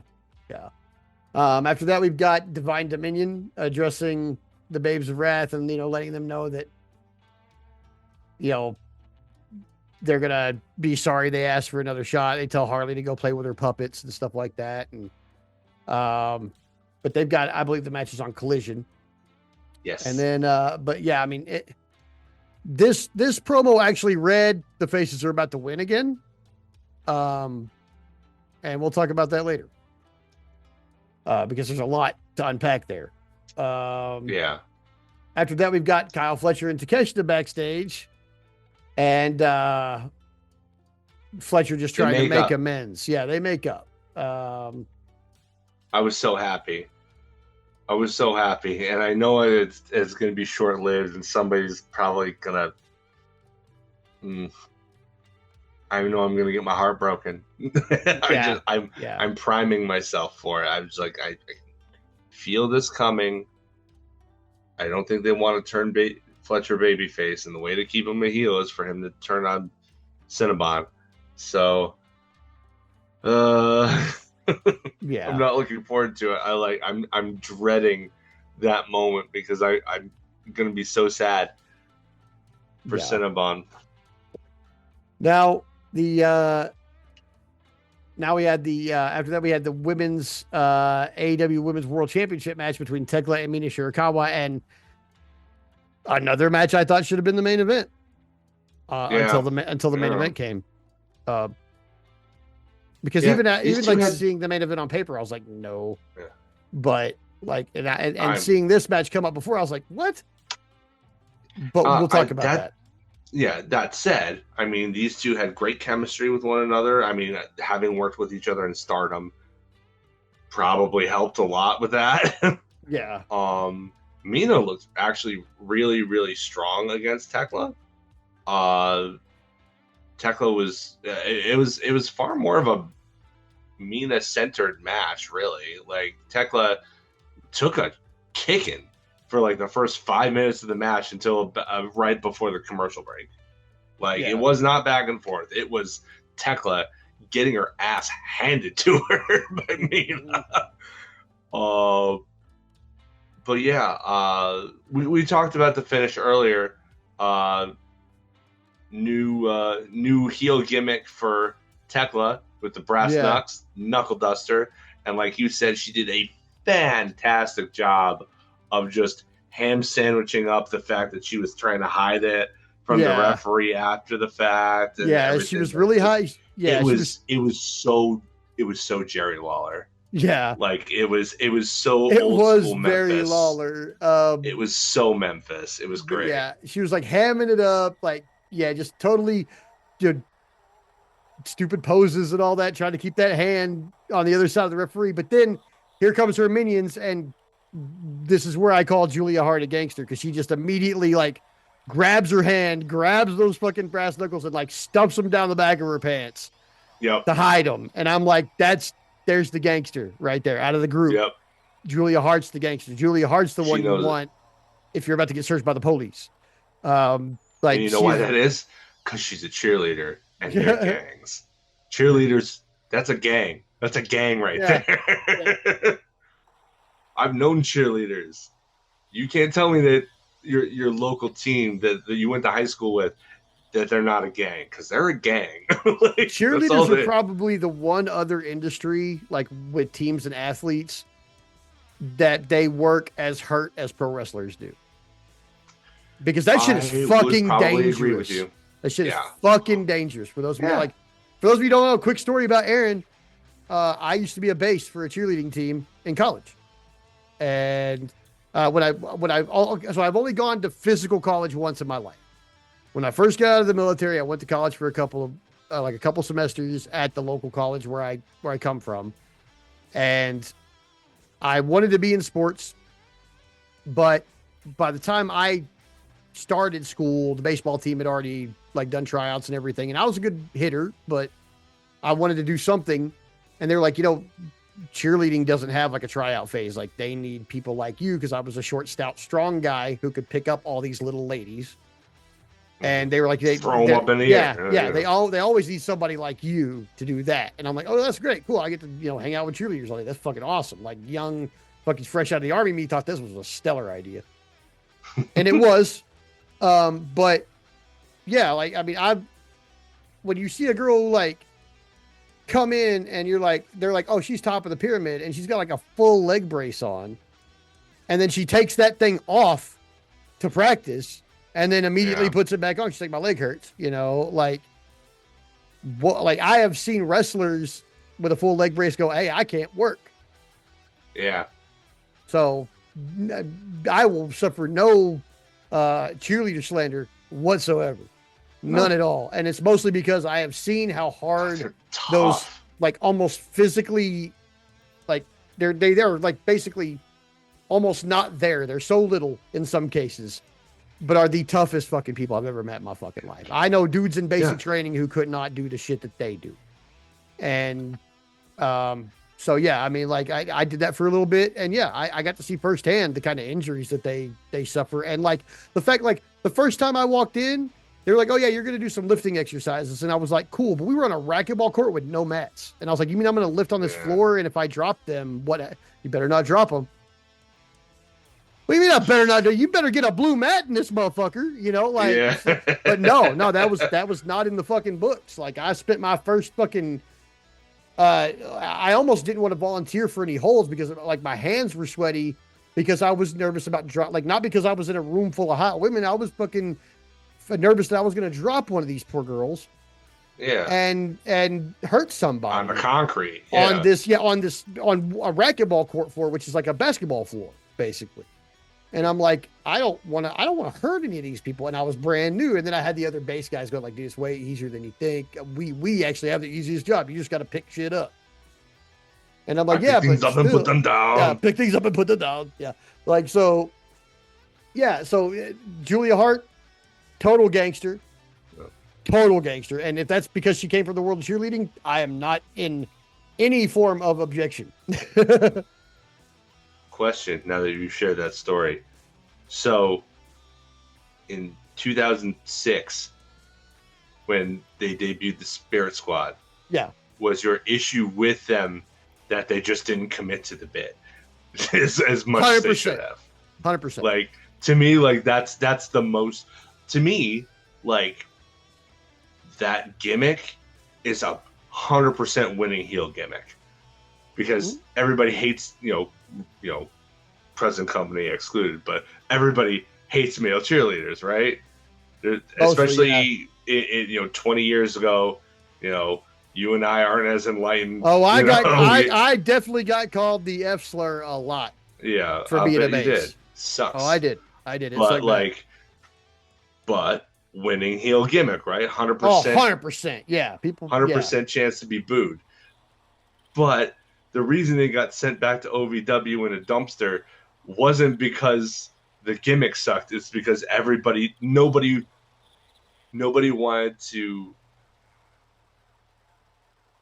wanted to put their ego aside and fully commit to the gimmick. No, no. If they were doing pyramids and shit out there and working like a real team, like a real cheerleading If team, they were doing actual cheers in concert with one another instead of, yeah, it was very obvious that anytime they went out there, it's like, okay, well, here's the thing. Okay, we'll just do it when we do it out yeah. there. We're not even going to Like practice it. It's one like, or two you guys got to were, practice this shit. yeah, Like, one or two it guys were doesn't work. maximizing their minutes and they were really into it, and then the other Yeah. three were just not. But of the two guys that were maximizing their minutes and really getting into it, only one of them went on to become the WWE World Champion. Yeah. And it was Dolph, I Yeah. forget what Nikki. He was Nikki back then. Yeah. His name's Because Nick. Nick Nemeth, right. Yeah, but like Kenny Dykstra was the one that was earmarked to be a big star, but then he ran afoul of John Cena backstage because he was at that point engaged to Mickie James. Mickie James had a fling with John Cena while still dating him, and John Cena used his political clout to exile Kenny, and that was the end of him. now, see, I don't think that was the whole story, though. I think it wasn't unfounded that he was fired because there were lots of reports of him being like just foul to fans and shit like I that. mean, There were videos of it. probably. I remember there being videos of him being just like a shithead to people, and um, so I was like, okay, John He Cena. probably wasn't ready for the push that he was No, receiving. no. He was under a lot of pressure for the push because that was when he had changed to Ken Doan Yeah. and that. I mean, there were videos everywhere and like fan interaction stories and shit everywhere of like how just shitty he was to people, and that was back when like, I mean, WWE was already having a bit of a PR problem, and they needed all the good PR they could get, and they just weren't Yeah. getting it, and he wasn't making things better. And then right Nope. around that same time is when Jericho punched that lady, and then like all that other shit that happened, and people forget that Jericho punched a woman. I mean, What, Sean's wife? no, it was some late, like there was a crowd of people gathered around his car at some place, and he was trying to leave, and I don't know. I don't remember the middle part, but something happened and he got out of the car and he ended up punching a lady. And like it was a big deal for like 2 weeks. Yeah, I don't remember that. But yeah, Chris Jericho definitely punched a fan like outside of his car in the back of some venue. I can't remember when it was exactly, but it was around the same time that Ken Doan was also being a piece of shit to people. And like Jericho was definitely working for WWE when that happened. So yeah, a lot of crazy shit. But yeah, on. We got off on this because of cheerleaders, but yeah, back to Right. Mina and Tekla. I thought the match was really good. Yeah, me too. I thought the brass knuckles were a good way to get out of having Mina win. Yeah. Because there had to be a Mina's logical way that she character. wasn't going to win this. Mina's pissed, and Mina is taking this opportunity to show a more serious side to her character. It's already paying dividends. mhm. Like the match with Marina was good, and she got the win, which I don't think anybody would have called. No, If it was originally scheduled to be those two, as opposed to being a substitution for Tony. yeah, She looked really good against Tekla here. Like I feel like Mina's going to be the beneficiary of some attention now that Tony's gone. Still feel like there's a lot of room for others to step up, and also take the so-called brass ring. Where's the Face of the Revolution Battle Royal with the giant Sonic ring? Right. I mean, that's very clearly like poking at the Vinceism of the brass ring. Yeah. But yeah, like I like that Tekla got toxic to retain. Right. After that, we've got Renee backstage with Kenny Omega, and she's asking him about calling his shot for the world championship. But before he can answer, Renee was like, "Hey, the official contract signing is next week, and if there's any physicality, the match is off." I think they should just stop telling us that there's not going to be any physicality at these things, because it's pretty much like standard assumed now. At this point. Yeah. Omega said, I think though that you still need to do it, because with WWE hemorrhaging fans right now and new fans coming in all the time, that's something that is unique to AEW. WWE never did that. They never done the, thank you for agreeing to no physicality as, a way to like explain why they're not at each other's throats. Yeah. Well, they got those perfectly good tables they got to break, so Yeah, so I feel like it's still good to bring up, because you never know whose first time it is.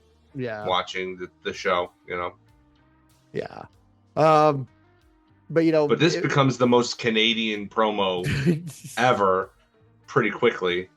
Yeah, when Speedball enters for some reason, and he's like, "Hey, if you come out as Dynasty as champion, I would very much like a shot at that title." And he's like, "Sure." And then they handshake for way too long. He's like, "You can let go of my hand now." And right before, like, "No," it's like, "I don't want to." I don't want to. Yeah, I thought that was so funny. Such a little imp. Yeah, he's such a little mischievous little imp. You can tell, like he's such a serious professional wrestler, but you could tell that like he's still at the stage of his career where like, okay, I'm on screen on television and I'm shaking hands with Kenny Omega. Yeah. And it's like that's a huge deal. And the instinct in his head is not I'm on TV. It's I'm shaking hands with Kenny Omega. Holy shit. Like, and that's what it is. Like, he's very much in the moment. Yeah, very much in the moment. And you can tell he's endearing. A fan. I like that he's a fan. Like, a lot of people are like, in the business, especially, like, "Oh, you don't act like a fan. That's unprofessional." I'm sorry, but aren't we all wrestling fans? Isn't that how we got here? Yeah. Why would you even pretend that you're too good to be a fan of the business that you're in? Yeah. That makes no sense. Well, like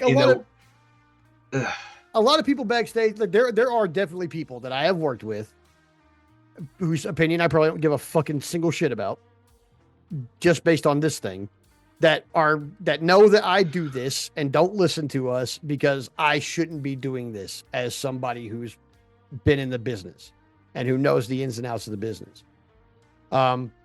They don't say the same thing about people like Jim or anybody else, but they'll say it about me because they specifically have told me I shouldn't be acting like a fan. These are the same people who prevented me from having selfies with people like Cahagas and other NWA world champions who I refereed matches for, because they told me not to act like a fan. I need to maintain professionalism. And I have a selfie with Samurai Del Sol because he told me that was bullshit. Yeah. And he's been in WWE and none of those other guys have, so fuck them. I'll listen to what he says.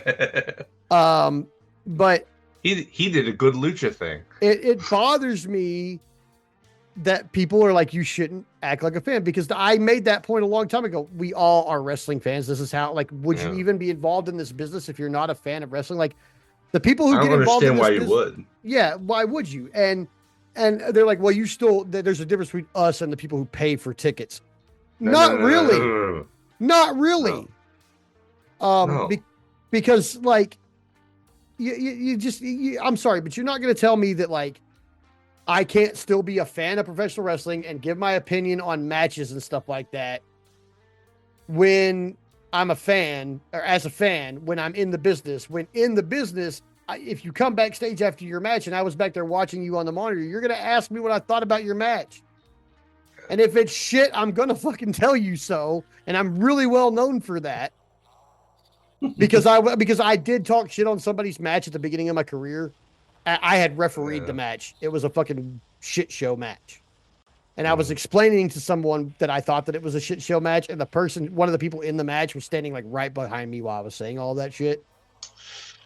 And ouch. She, who is at this point, a very good, probably my best friend in the business. She told me that hurt her feelings. And that in the business, and I was new, I was green as shit. She said, in the business, if you want to say stuff like that about my match or anybody's match, you come and say it to my face. And if I want to be mad about that, I'll be mad about that. But it's way better for you to say it to my face than to do that where I might hear you and hurt my feelings. Yeah. And I took that to heart. And so I kind of became a guy who was known that, like, if you asked me how your match was and it wasn't good, I'm going to tell you it wasn't good. And usually if I'm telling you it wasn't good, you already fucking knew that it wasn't. Yeah. You were just holding out hope that just like, it wasn't as bad as you thought it was. Like, yeah, maybe Aaron liked it. No, dude, that was the drizzling shits, and I'm sorry. And I will apologize when I say that to people, but hey, man, like, you want my real opinion? Yeah, tough break, but that was a bad one for you and them, and I don't know really who's to blame, and I don't like to assign blame. But it just like, I'm well known for telling you your match is the drizzling shits. If you want to know, if you really want to know if it was bad, I'll tell you. But you can't tell me that I can do that backstage in the business and then I can't come out here and talk to people and tell them, hey, I thought this match wasn't good, or I thought this match was good, or this was just kind of mediocre, whatever. I'm allowed to give my opinion. And I don't think that I feel like we're mostly positive. Yeah. Like, even when we don't like something, it's usually like one thing on a show. Yeah. Two things on a show. But one direction that things are going. Usually with the matches, we're pretty forgiving, all things considered. Well, so their main point is like, I'm in the business, so my opinion as a fan needs to stay put away, basically. And my business opinion is what. But now, yeah, fuck that. That's basically my response to it is fuck that. I'm going to give my opinion. I like doing this podcast. I like being a wrestling fan, despite being in the business. I am not actively working right now, so I have no company that I'm beholden to that I don't need to embarrass or anything like that. And honestly, the companies that I would be working for right now, if I was actively working, would be companies like Squared Circle Pro in Lubbock, who are fucking awesome. Okay? Yeah. And I know that, like, even if Rick and I aren't best friends, the guy who books that, the promoter of SCP, even if we aren't best friends, he knows that I respect him and that I love the product that he makes. And the other people that I work for know the same shit. So I'm not worried about them. And if you're a wrestler at one of those places and you don't like what I'm saying, just fucking stuff it. Okay? And if you got something if you don't like me telling you to stuff it, come see me backstage the next show I'm at. Okay? And I'll tell you to stuff it to your fucking face. But the thing about this, at the very least, give us some engagement on Blue Sky. Yeah, come tell me on Blue Sky that I'm an asshole, and I'll tell you back how you are in fact an asshole. And because all of you, everybody in the business, all of us have been an asshole at one point or another, and we've all done it in front of everybody else. So we all have stories about how there are definitely stories about how I'm a dickhead. Definitely. That one I just told, I told on myself. That's definitely one of the stories that people would tell if they're like, how is Aaron a dickhead? Oh, well, he hurt person's feelings this one time by being a dick and not being direct with her and talking about her to someone else. Okay, cool. I was a dick then. We all have those stories. All of us. Wrestlers it's an ego-driven business. Everybody's a dick. Okay? But we are also all fans. And when I see somebody like Speedball who just can't help himself but Yeah. be a fan and just turn into a kid for a little bit. And even if he's doing it on TV, like, I love it. I love that. I love that because that says to me that all those people who tell me that I can't act like a fan and I can't be a kid and I can't fucking, feel this way, they can all shove it because there's dudes on national television who act exactly the same way I do. And it doesn't matter what fucking program they're on. That guy makes at least $250,000 a year to do this because that's like AEW's low level pay. So he makes at least $250,000 a year to do this shit. And I'm sorry, but like all you guys out there working for a hot dog and a handshake can't tell me shit if somebody who makes $250,000 a year is doing this on television and telling me it is absolutely okay for me and you and anyone else in the business and anybody else who's even an adult to be a kid style fucking fan of this business because we all were kids once and we all were that kind of fan of this business. We would not be doing what we do now if that wasn't the origin point. And it was the same for all of us. The only people who this doesn't include are people who WWE hires off of like the college wrestling circuit or football or whatever, who maybe weren't fans of wrestling. And those people you can fucking tell because they go away quick, sometimes without even having a match, Gable Steveson. Hey, he had 2. Oh, did he? Both really bad. Okay, well, they were fucking bad then. You Yeah. You could tell the guy didn't really have a passion for the business. He didn't give a fuck about pro wrestling. He was like, dude. Now he's giving MMA a shot. I bet he gets the shit kicked out of him. Wrestlers are really good at MMA, but if they don't work on their striking and become elite level strikers, they get boxed out. Well, I don't think he's like going right to the UFC. He may get a few wins under his belt before he runs into a striker simply because he's on the low level circuit. Oh yeah. He'll surprise a few people with how great he is at wrestling. I mean, they'll know it, but he'll still, put a couple people out. Probably quickly. suplex a couple of guys out of their shoes. Yeah, probably. But then he'll run into an elite level striker somewhere, and they'll piece him up. And but it'll be an elite level striker with takedown defense. Yeah, that's what it'll be. It'll be somebody. It'll be like a or they'll choke him. Or they'll choke him out when they when he takes full guard. Like, or he'll try. I'm about to say, or he'll try that wrestling shit with a jiu-jitsu guy, and he'll get his arm broken.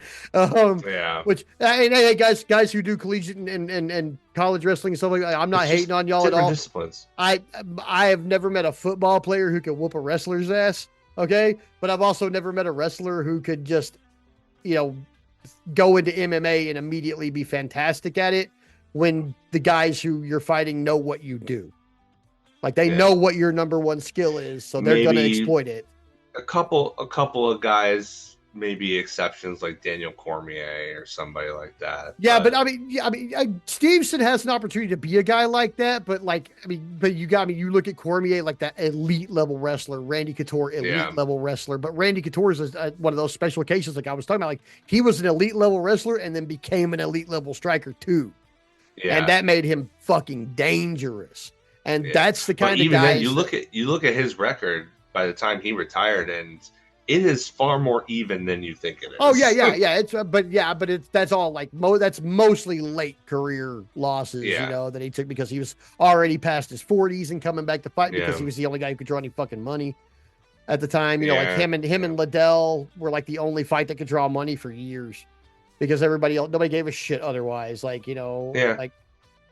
but I think Randy Couture kind of took a dive. Once Brock Lesnar spanked him, his career was over. I'm sorry. And that's the truth. Pretty much.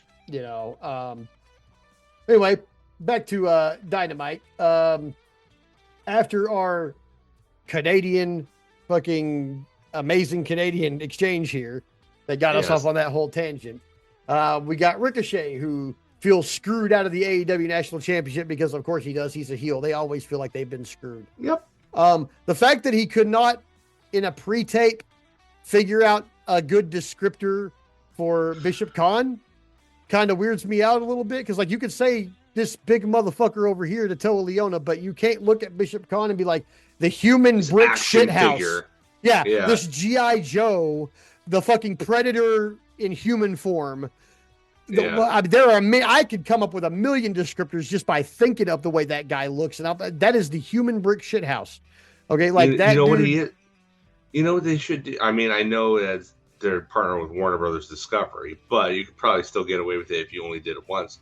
You just call him this Black Panther over here because he's Yeah. apparently legitimate, like Cameroonian royalty or something like Well, that. there you go. Like, Yeah. call, this Black Panther over here. Like, you could get away with Yeah. saying it one time. Yeah, but the fact that I there was bet. like just couldn't come up with it, like you had, it was a pre-tape, dog. You could have stopped and been like, Yeah. let me come up with something good for this guy, you know.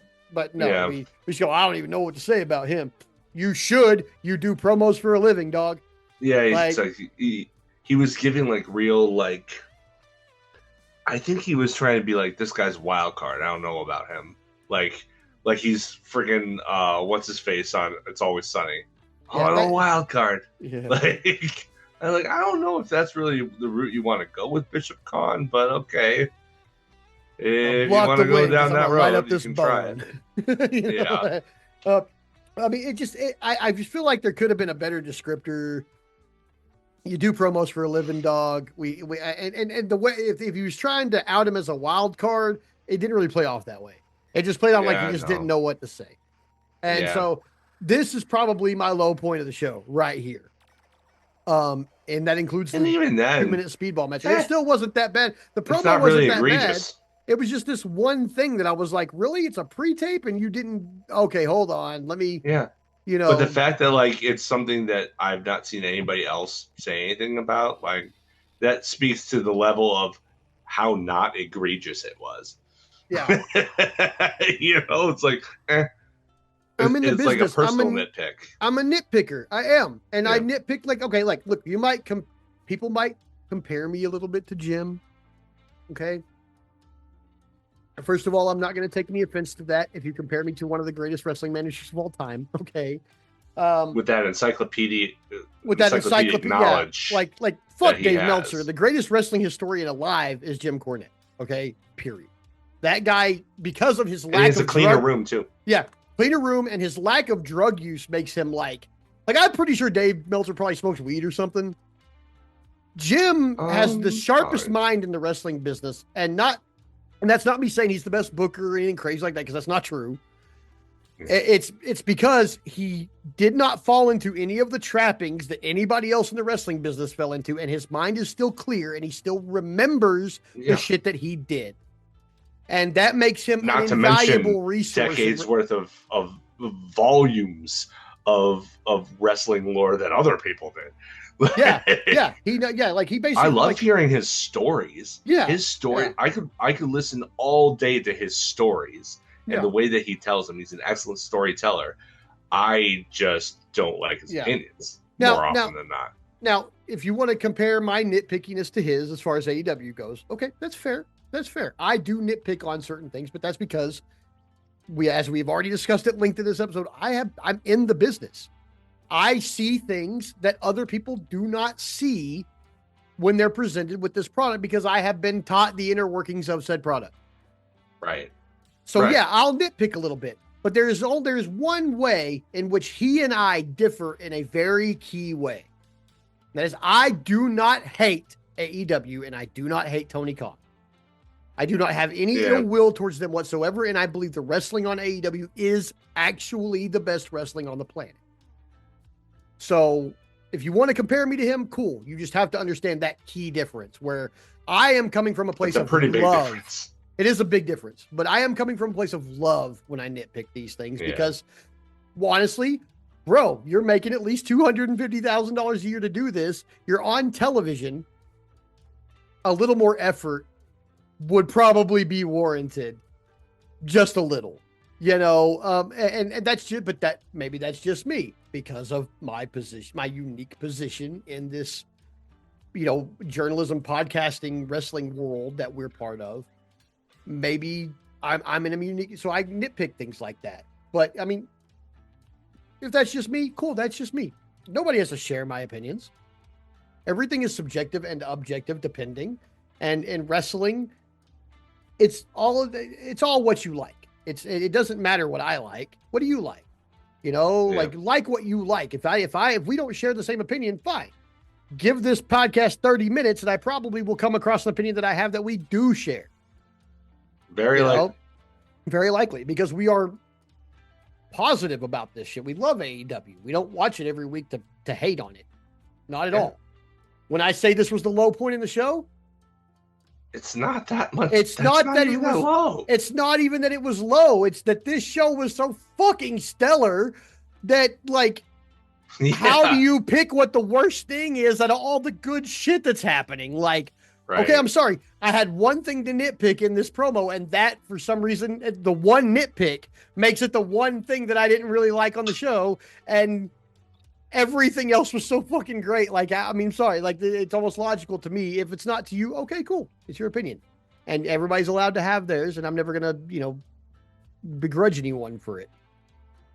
But another thing that did it for me, making me think this was one of the worst part of the show, was that the main event came right after this.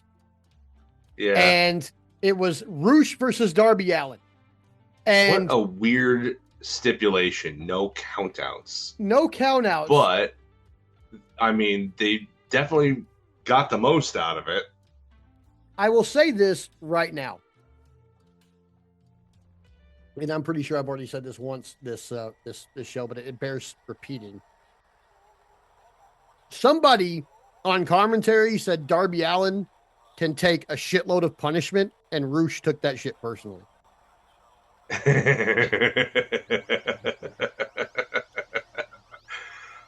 I feel like Roosh was the biggest dickhead version of himself I've ever seen in this match.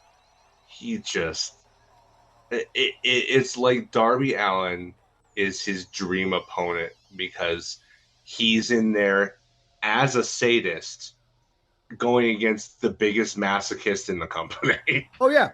Yeah. It's like it was a match made in heaven for Roosh. It's like, I get to beat up the guy who's not going to complain about anything that I do to him at all. This is incredible. I can be the biggest dick imaginable, and nobody's gonna bat an eye. I swear to God. And then they got the fuck ice chance in favor of Roosh. Yeah. Like this is a great night for Roosh. Man, every time they put him out there, like it makes me wonder, like, are they gonna push him or not? Like, because every single time he's out there, it's you know how he's booked. He's booked like a Lance Archer, but with a little bit more interesting ring work. Yeah, like they book him like he's 6'7", like and a monster that they want to make look good and protect all the time, but they never want to actually push towards anything. And I don't get it, man. I don't get it. I don't either.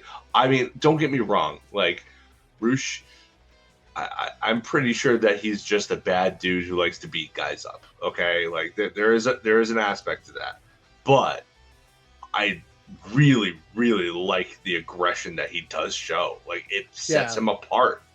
It makes him come off as this real dangerous guy. Yeah, who's completely like in control and out of control at the same time. Oh, 100%. Like that and guy. I really, really enjoy his work. He has such good dickhead vibes. Like, yeah, he's so good at it, man. Like, and I don't know if he's that way in real life, like if he's actually an asshole, but like, I wouldn't be surprised. It wouldn't surprise me at all. It wouldn't surprise me at all because he's so good at it on screen. Like that, he's so good at being an asshole, and he's so good at like hurting people. And like, I felt like this whole match felt like he was trying to hit Darby hard enough that he would complain. Yeah. Even though he damn well knew he wasn't gonna. He probably wanted to see where his line really was. I'm positive that happened. Yeah. Because I've seen Darby Allin in a lot of like killer matches, and I've never seen him just had the shit beat out of him like this. Like, I mean, it's been a while. It's been a while since he took this kind of drubbing. I felt like this was worse. Like, I've seen people throw him down the stairs on multiple occasions, and I felt like this was worse. Yeah, than that. Because you're in there with Roosh, who the ringside area is his playground. God, his fucking torture dungeon. Jesus Christ, Yeah, dude. like as it stands, like the way that Allen won the match was he escaped getting hit with the horns and then rolled him in a jackknife. So it wasn't even like he hit him with a coffin drop for something definitive. It No, was he snuck one out. yeah. Like Roosh looked incredibly strong here. I was almost positive that Rush was going to win this match. I was like, he is just killing him, dude. Like I have no idea why they booked this match when they made last week, when they made it very clear that MJF was paying off the Don Callis family to take care of Darby Allin. I don't know what the deal was. Like I know that there's still they still kind of at times at least hint about the connection that Andrade and Roosh used to have in LFI, but like this wasn't a one-to-one thing. It's like, why is Roosh getting this opportunity? Why is it a no countouts match? Why, like, what? There were so many questions surrounding the whys, but at the end of the day, what they gave us, the ultimate product that they gave us, was so entertaining that it's like, oh well, who cares about all that other stuff? Like this is great. It was amazing. It was so awesome. Like, and then the best part, Darby Allin is sitting on the outside, and out of nowhere, Mark Davis just like creeps up behind him, gut wrench pile drives him right in there, like absolutely out of nowhere. Like he just emerges, like I don't know, he just appears out of nowhere, and just as he's on the ground, gut wrench lifts him into the pile driver onto the ramp, and they just beat him up. Andre is shown being conflicted, dressed like Sherlock Holmes, and like, and the show goes off the air. And then I guess after the show, that's when, after they went off the air, that's when Brody King came out to make the save for the live crowd and chased off Don Callis' family. Do Takeshita and Fletcher turn on Don Callis, or does Andrade turn on Don Callis first? Yes. I mean, they're both gonna. I mean, they're all gonna, but like, who first? I feel like. See, the funny thing is, like, the faction is so big, but it doesn't. It's so big that it doesn't all feel connected. Like there's the love triangle between Okada, Takeshita, and Fletcher, and then there's like Andrade's doing his stuff, and then there's like Josh Alexander with like RPG Vice, and they're kind of like doing their thing with Lance Archer. And then there's like everybody else is just kind of like there. Due respect to Hechicero, new CMLL World Heavyweight Champion. Yeah. Big H. But yeah, other than that, it's like it's so big, but it's like so disjointed. It's like they feel united, but they don't, because it feels like there's a bunch of, it's so big that there's a whole bunch of stuff going on without the other, not without every member being aware of all that's going on. My big question, I think, from this, because they kept talking about how Hechicero had beaten Claudio for the World Championship at CMLL, and my big question here, I guess, after the fact was, why didn't Claudio just like run through about 4 members of the Don Callis family, since they are who took his belt away from him? I mean, I guess it was a clean match, but still, like, you would expect. I don't know anything about the match. I just heard about the result. You would expect, so I don't know if there was chicanery or not. I don't think there was, from what I hear, but at the same time, it's just odd to me that Claudio wasn't like, you know what, I'm going to get my belt back and I'm going to start by beating up all your fucking friends. Yeah. Like, you would think. You would think, but that didn't happen at all. So I don't know if they're planning anything for that, or if that's all going to take place on CMLL that I don't get to watch regularly. So I don't even know where I would watch CMLL. That's a fucking great question.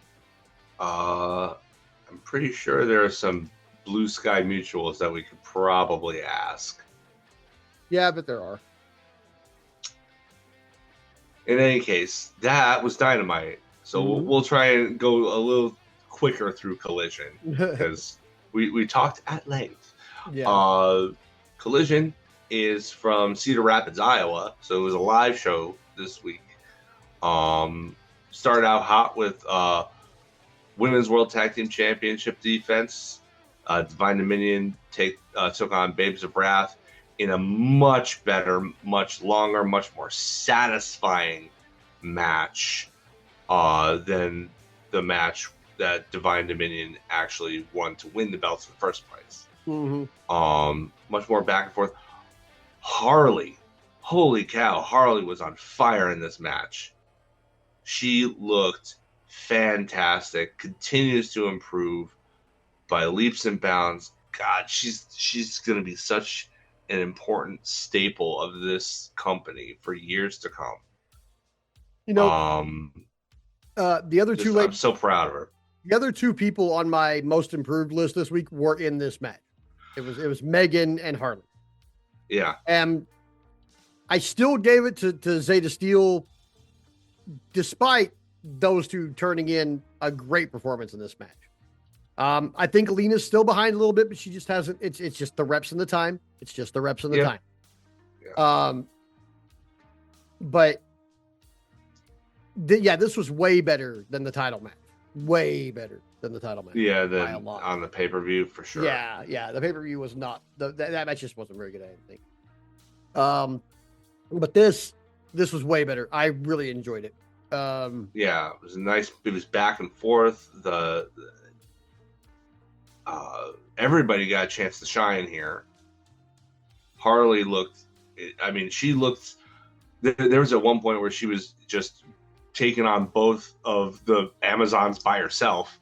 Yeah. And she looked like she could really have pulled it out. But eventually she got hit with the divine intervention, basic big person double team finish.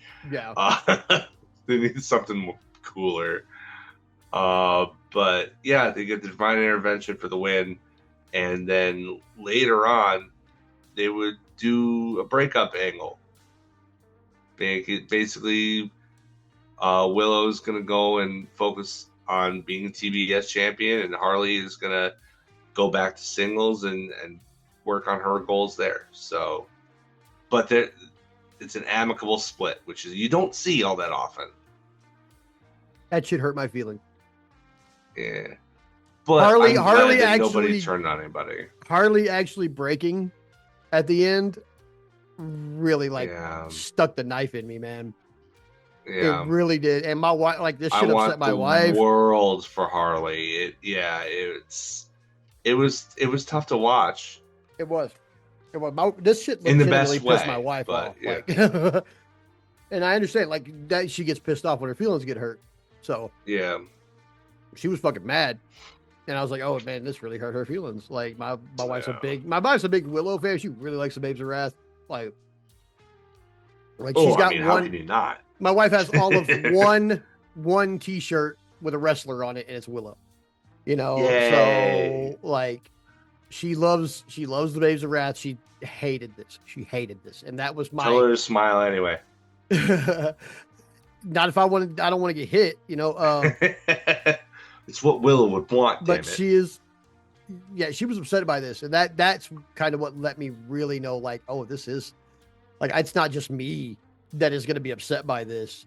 Yeah. Because I'm the more understanding of us when it comes to wrestling angles and stuff like that. Like, there's stuff that pisses my wife off that it is still kayfabe stuff, Yeah. But I'm not gonna sit there and mansplain the inner workings of the wrestling business to her anytime she has an emotional reaction to wrestling, because that's what I want, is for her to have an emotional reaction to wrestling. So I'm not gonna try to fuck that up.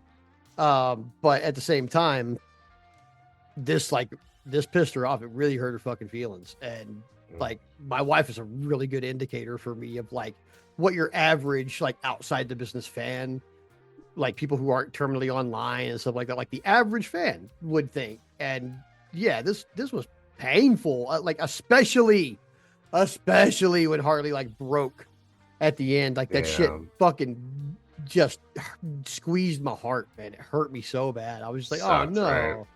Like, oh no. Like, because my first thought, of course, is like Willow's the TBS champion. Okay. What's Harley gonna do? Like, I know what I want her to do, but like, what is she gonna do? You know, like, Yeah. oh no. It'll be interesting to see. I don't know. Well, hopefully it's something big because like she's way too uh entertaining to not be in a featured role. Yeah. So I mean, the upcoming Winnipeg show would be a really great place to get Mercedes Monet and Mercedes Puppe return. yes. So I'd be down for that. Yes. You know, but yeah, after that we've got Mina and the Brawling Birds backstage with Lexi Nair, or I guess she's just with the Brawling Birds at first, but then Mina shows up and she's still pissed off about getting the brass knuckles to the forehead, of course. Yeah. And they say, you know, any three ladies who want to fight tonight, let's get it done. And my thought immediately went to, oh, it's going to be the Triangle of Madness. But then they were like, any three ladies. Like, oh no, it's about to be another squash match. Some poor locals are about to see die. A flock of condors. Yeah, yeah. Straight up, I was like, oh, I feel sorry for whoever's in the ring with them because if it's not somebody who's like AEW signed, like it's gonna be fucking awful, and not like awful match, like, oh, you just got the shit kicked out of you. Awful, you know, like. Yep. And, you know, spoiler alert, that's what happened. Yep. But before that, we got Myron Reed versus Johnny TV. Weird, you know, random singles match together. They didn't have a lot of time, but they packed a lot of stuff in this, which is very. I mean, that's very par for the course for Johnny TV. I think he looks good without hair. Yeah, not bad. You know, he lost his hair to Lucha de Puesta down in CMLL, and it was probably the best thing for him because let's be real here, he did not have the head of hair that he once had. Oh no, boy was spitting out harder than John Cena. Yeah, Myron Reed is the member of the Rascals who's kind of gotten the least television time, but he picks up the win with a springboard 450. About what? It was like 5 minutes. It wasn't long. 5 minutes or so. You know, the springboard 450 was cool, but that fucking backward handstand dodge that he did away from like the leg lariat or whatever, that was absolutely my favorite part of this match. Yeah, it was pretty cool. I mean, like every time these guys, Rascals, basically any one of them comes out and competes, they always do something that I'm like, man, that just either I haven't seen it before or I have seen it before, but their version is just so smooth as butter compared to the one I saw previous. That I'm like, man, these guys. And that butter definitely is laced with something. Oh yeah, that's definitely some medicated butter. My wife. So this is my wife's first interaction with the Rascals, and she's like, "Who the fuck are these guys?" I'm like, they're a new trio. Well, okay. I was like, their whole gimmick is smoking weed. Yeah, it's like, literally their entire character. She's like, oh, okay, and I was like, I mean, I don't know if you'll like it or not, but I do. You know, I mean, just because they're good in the ring, mostly. If they weren't good in the ring, then the stoner thing would be pointless. Because then it'd just be a bunch of lazy stoners, and I don't buy that stereotype because I am not one. And I don't really know any. So I don't know any like burnouts, like classic stoner burnouts. Like I don't know those people. They don't fucking exist. I know a few. I wouldn't go so far as to say it's a worthy stereotype, but I wouldn't go so far as to say it's not 100% true. Oh, there's definitely evidence for it, but I don't really know those people, so I can't really speak to it. Yeah. All I can speak to is productive stoners.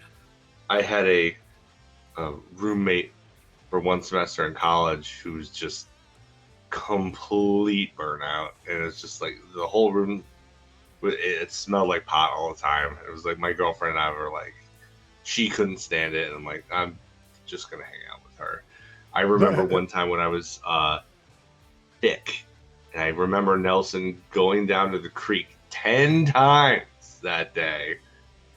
And I'm like, I know THC isn't physically addictive, but if you're going down to toke 10 times in a single day, you may want to lay off maybe a little. Maybe.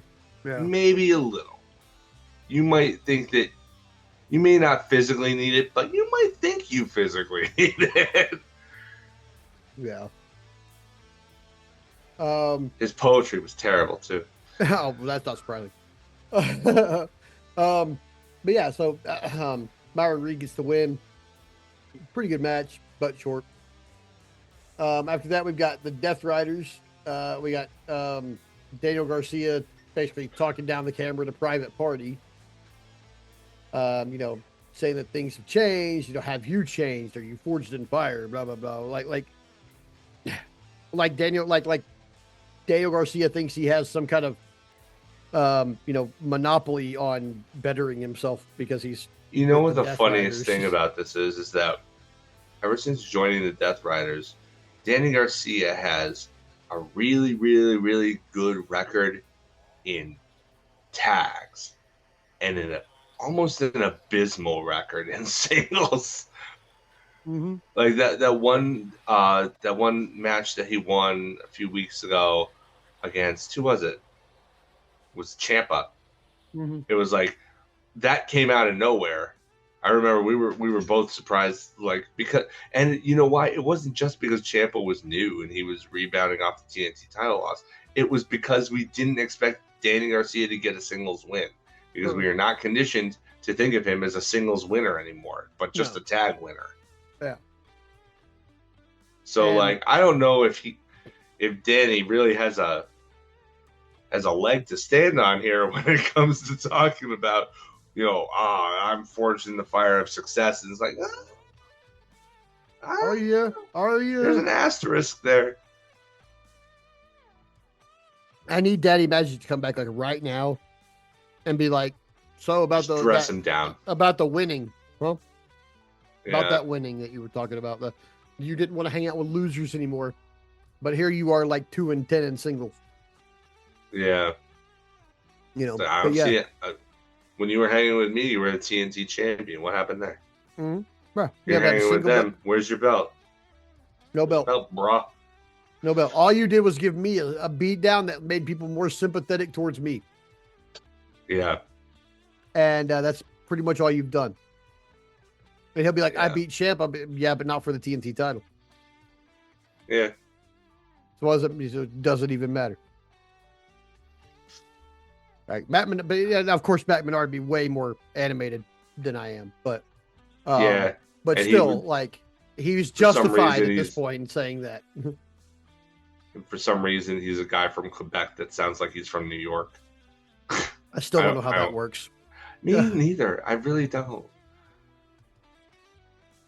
Private Party was spoken to by Lexi Nair earlier, and they say that tonight's not about partying, and we have changed. We're bigger, better, stronger, faster, blah blah blah, etc. Garcia's staying in the way of their opportunity. It would have been better if they didn't actually deliver this with the cadence of everything's a party and we're just having fun. If they gave this serious promo as a serious promo, maybe it would have come off a little bit more believable. Yeah, or maybe if they didn't do this promo and then immediately come out with the velvet rope and doing the shots thing. The shots, I'm like, oh, but y'all changed, right? Y'all are better. Yeah. But I get it. That's their theme music and this is their setup and all. Guys, almost everybody that is where y'all are in AEW has had a music change, an entrance change, a change to their presentation that shows that they're a more serious competitor than when they first started in AEW. And you guys are kind of lagging behind on that part. Even after taking a year off. Yeah, you won't start you won't start getting treated like a serious tag team by the fans until you act like a serious tag team. If you're still going to do the party and the shots thing and all that, I'm kind of in agreement with Daniel Garcia in that you're not evolving really, and people are you're going to start slipping down the ladder, where those two guys are talented enough that despite adding new tag teams and more experienced TV guys and stuff like that, they shouldn't be slipping that far down the ladder. No. And they are, and it's just a pure lack of evolution. Even the Bucks have made changes since they came to AEW, where they're like them and Omega and people like that, like they don't really have to change anything. They're built on this one thing already. But even they have switched it up a little bit, and Private Party needs to follow suit. And I feel like I'm only reinforced by the match that happened after this. Yeah. Where the established tag team lost to, I wouldn't say makeshifts, because, they've tagged before and they're in the same faction and everything. But it's like Daniel Garcia and Jon Moxley have never even challenged for the World Tag Team title that Private Party has won. And now you're having them tap pretty clean in the center of the ring to the Dragon Tamer. So I don't know. I mean, maybe this is to facilitate that and pick up that thread, but yeah, I'm with you. It's like, Danny might have had a little bit of point. Yeah. Like it's not very often that like the heel has a point that's immediately borne out thereafter. But here we are, Yeah, here it is. After that, we've got comments from Ricochet, from the Global War show, where he basically talks about they beat down Brody King and the demand is taking out Jack Perry over and over again, and Kenny. They basically blame Kenny for keeping GOA out of the Blackjack Battle Royale, which is what screwed Ricochet out of his title. And so now it's going to be GOA versus Omega, Brody King, and Jack Perry. And that's going to be on the 1st, which is this Wednesday. If you tell me in any fucking universe that I exist in that GOA is going to win this match, I have some beachfront property in the Panhandle of Texas that I would like to sell you. Because no fucking way is GOA winning this match. I don't think so either. No, it ain't no fucking way. Not just no fucking way, but no fucking way. Like, Swerve could interfere to fuck with Brody, but there's the Bucks on Kenny. Like Kenny and Jack got the Bucks too. So like, there's no instance of like interference here that couldn't be answered and would be answered by historical standards, so I don't know, but I just don't see the demand winning this match in any way. I don't either. I mean, the only thing I can think of is maybe Ricochet sneaks one in on Jack Perry to justify a rematch for the national title, but even then, I think I'm pretty sure the babyface come out on top in that one.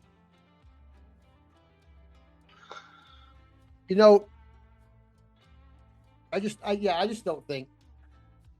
I don't think they're going to have Omega lose, the national champion lose. The face guy that they're trying to frame as the most dangerous man in AEW, like, I just don't think they're going to lose, especially with him not having been on the show last week. Right. Like, I don't think that's happened. Yeah, I think you're right about all that. Like I said, there's like maybe a 5% shot that they pull that fast one with Ricochet, but I think those are long odds. Yeah. After that, we've got our 5-minute shit kicking break. It wasn't even 5, I don't think. No, I But think it might have been yeah, like 2, but yeah, I knew this was like as soon as I saw that these poor ladies were already in the ring, I was like, oh fuck, here we yeah. go again. Despite Nikki XS's great makeup job, by the Yeah, way, looked cool. fantastic She looked really presentation. She cool. looked Her gear awesome. was awesome. Yeah. That said, Nikki XS, Amina Belmont, and Heyman Harris, congratulations. You are our giant condors of the week. Oh God, these poor ladies, man. Like I knew what it was going to be, and Yep. still, I did see somebody bring. I can't remember who exactly. It might have been, Mike, who brought this up from AEW rankings. I'm not sure if it was though, so I'm not sure. But somebody said, "How is Divine Dominion gonna win that match?" And then we immediately have a Brawling Birds promo, and it's not about Divine Dominion and the women's tag team titles. Yeah, I mean, I can. Because I agree with him or whoever it was that said this, that like where the AEW women's tag team titles go from here is not clear and was not made clear during these 2 shows at all. No, it really wasn't. But I mean, there's still time for that.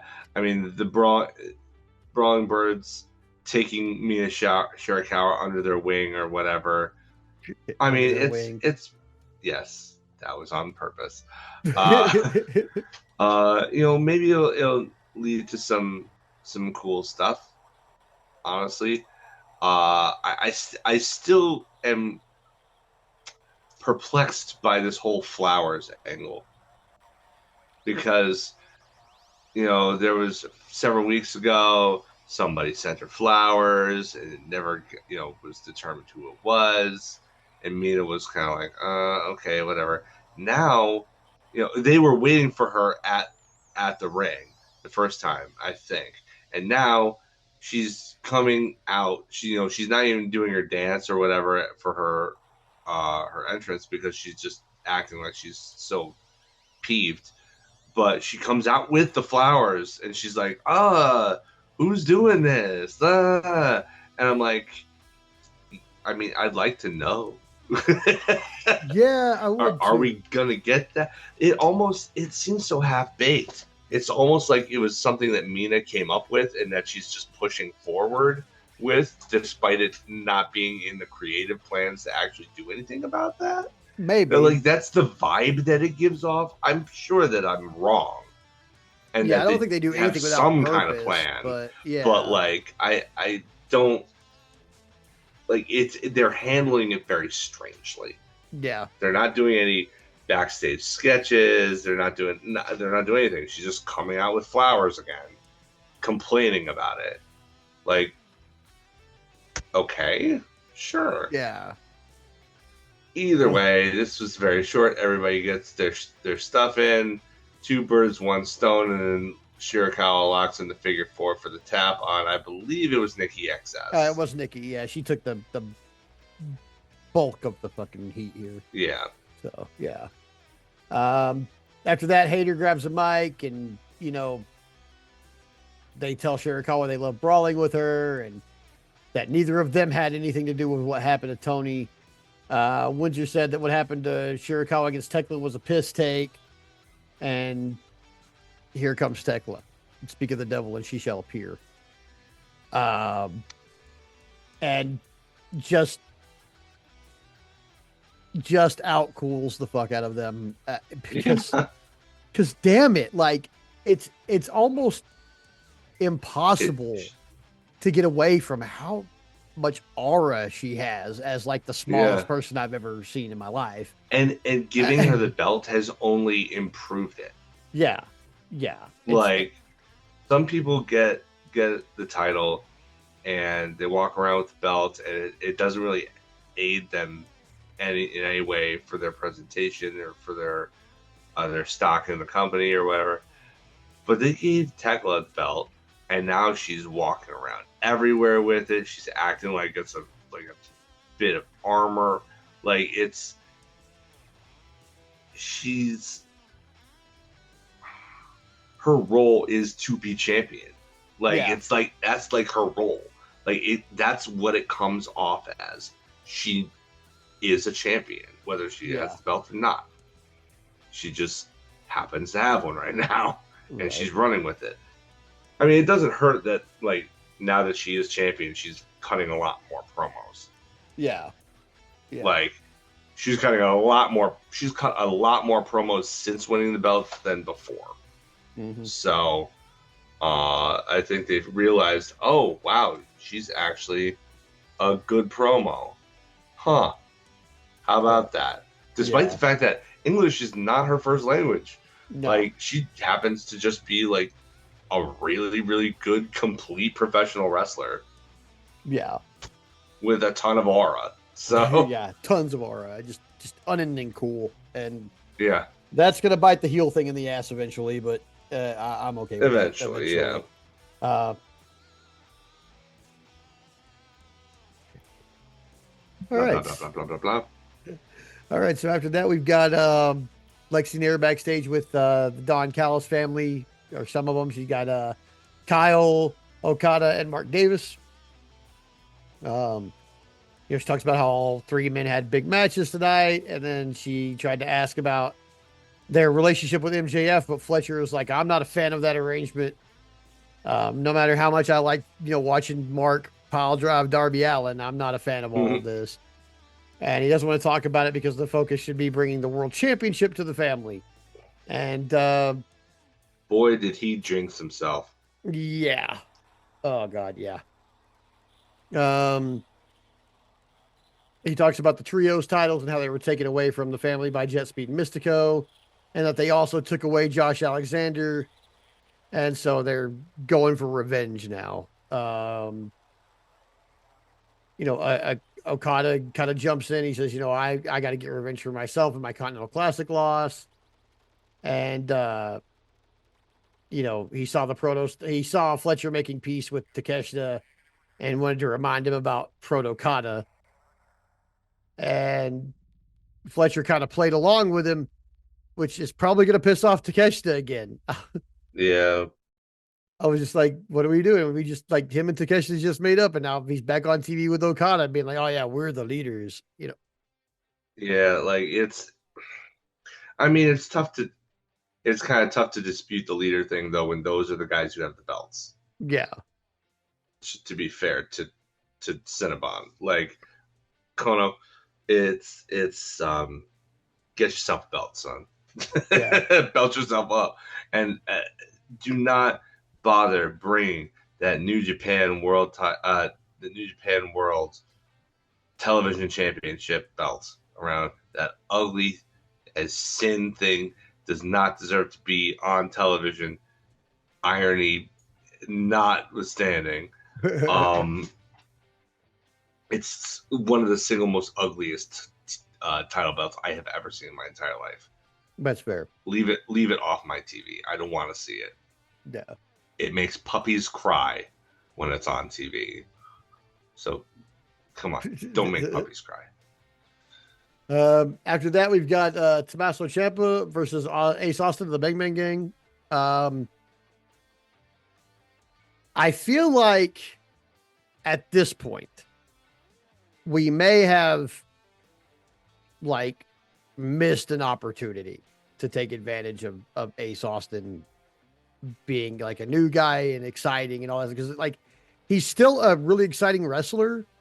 I just feel like the crowd unfortunately just doesn't give a shit about him.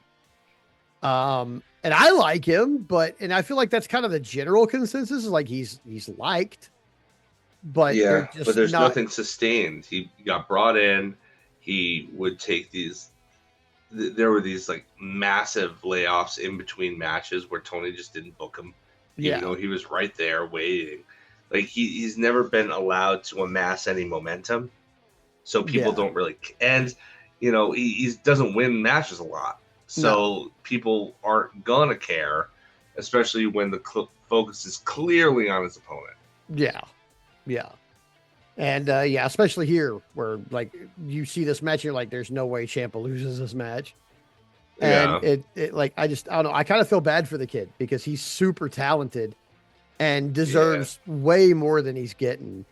But it's just one of those things where like this company is so full to the brim with talent that it's hard to fit in even if you are talented.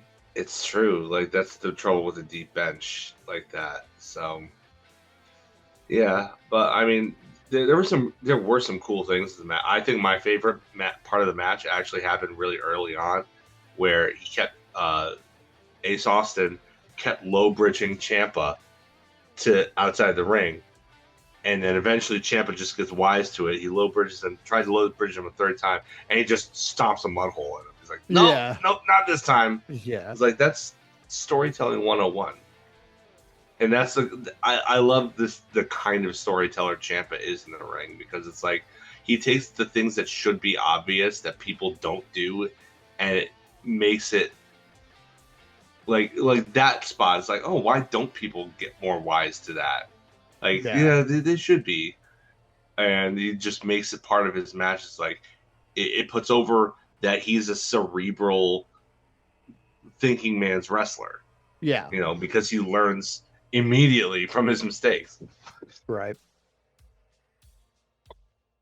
Uh, After that, we've got the Rascals backstage with Lexi Nair. You know, they're congratulating Myron Reed on his first singles win. And then, ask, about their later match because they have a tag match against the Don Callis family. And they are basically, sure that they're going to get one step closer to title contention, which I think just adds more lore to the sports presentation. They really should just bring the rankings back and the win loss. Yeah. Like you're operating as if it exists anyway. Just bring it back. Yeah. I mean, if you need somebody else to keep track of it for you, Tony, by all means, get somebody on that. Make it their entire job to make make the rankings make sense and whatnot. But maybe it's time. Yeah. After that, we've got our Babes of Wrath promo that we already talked about, and I don't want to cover again because it still hurts my feelings. Yeah. And then after that, we've got the Rascals versus the Don Callis family. It's Kyle Fletcher and Mark Davis, Aussie Open, back together in a tag match versus the Rascals. And there were definitely a few times in this match where I'm like, oh, the Rascals might win. But then, yeah, I mean, they're pretty good at that. They're pretty good at making you believe that they can. But yeah, it's pretty clear that their days of sustained momentum are behind them, and now they're starting a job. So, right. And apparently, this Davis finisher is called "Close Your Eyes and Count to Nothing." yeah, and I like that. I think it's a little long, but it's a little long. I would just call it "Count to Nothing." Yeah.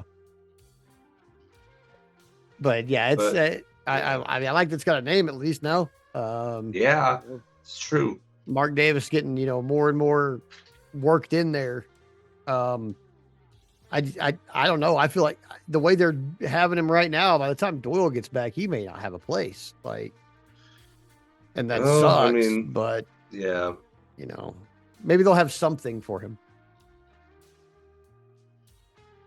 So, but yeah, this is where Kyle gets injured. It was in this match. Yeah. It sucks. I don't want to dwell on it too long. But yeah, Kyle Fletcher going that injury. Hopefully, it's not super severe and he gets to come back soon. Mm. After that, we've got Ricochet and Don Callis, and they're talking about the match with the Demand and their trios match on Wednesday from Winnipeg. And the only real takeaway I had from this is that Don Callis used a lot of expletives because it was mostly beeped out on my screen. Yeah. Well, I think the rules in Canada and on pay-per-view for that matter are a little bit different. Most likely. Yeah, because this was at the Global Wars show, right? They pre-taped it at the Ring of Honor / Maple Leaf Pro co-production. So yeah, he was probably amidst his people and like, yeah, I'm just gonna say whatever I want to say. Yeah. Well, Warner Brothers didn't like that really. So most of it was beeped out. Probably not. After that, we've got Lexi Nair backstage with the Jet. And he says that 2026 is going to be the year of the Jet. I don't necessarily disagree with that sentiment. I have a feeling that Kevin Knight's going to be this year's Bandito. Yeah, I could see it happening. Guys out there. I could certainly see it happening. Yeah. He's having great matches. I think he probably needs to. Him and Speedball both probably need to start picking up more wins, though. It just I know they're trios champs and all that, but like if we're really pushing these guys, like they need to win more. Yeah. And we'll talk about that a little bit more here in a minute. After that, we've got Moxley and the Death Riders doing a new promo. But Moxley, he's talking about how Private Party's pretty banged up and they won't be around for a while, and that there's no sympathy for them because, why should he? But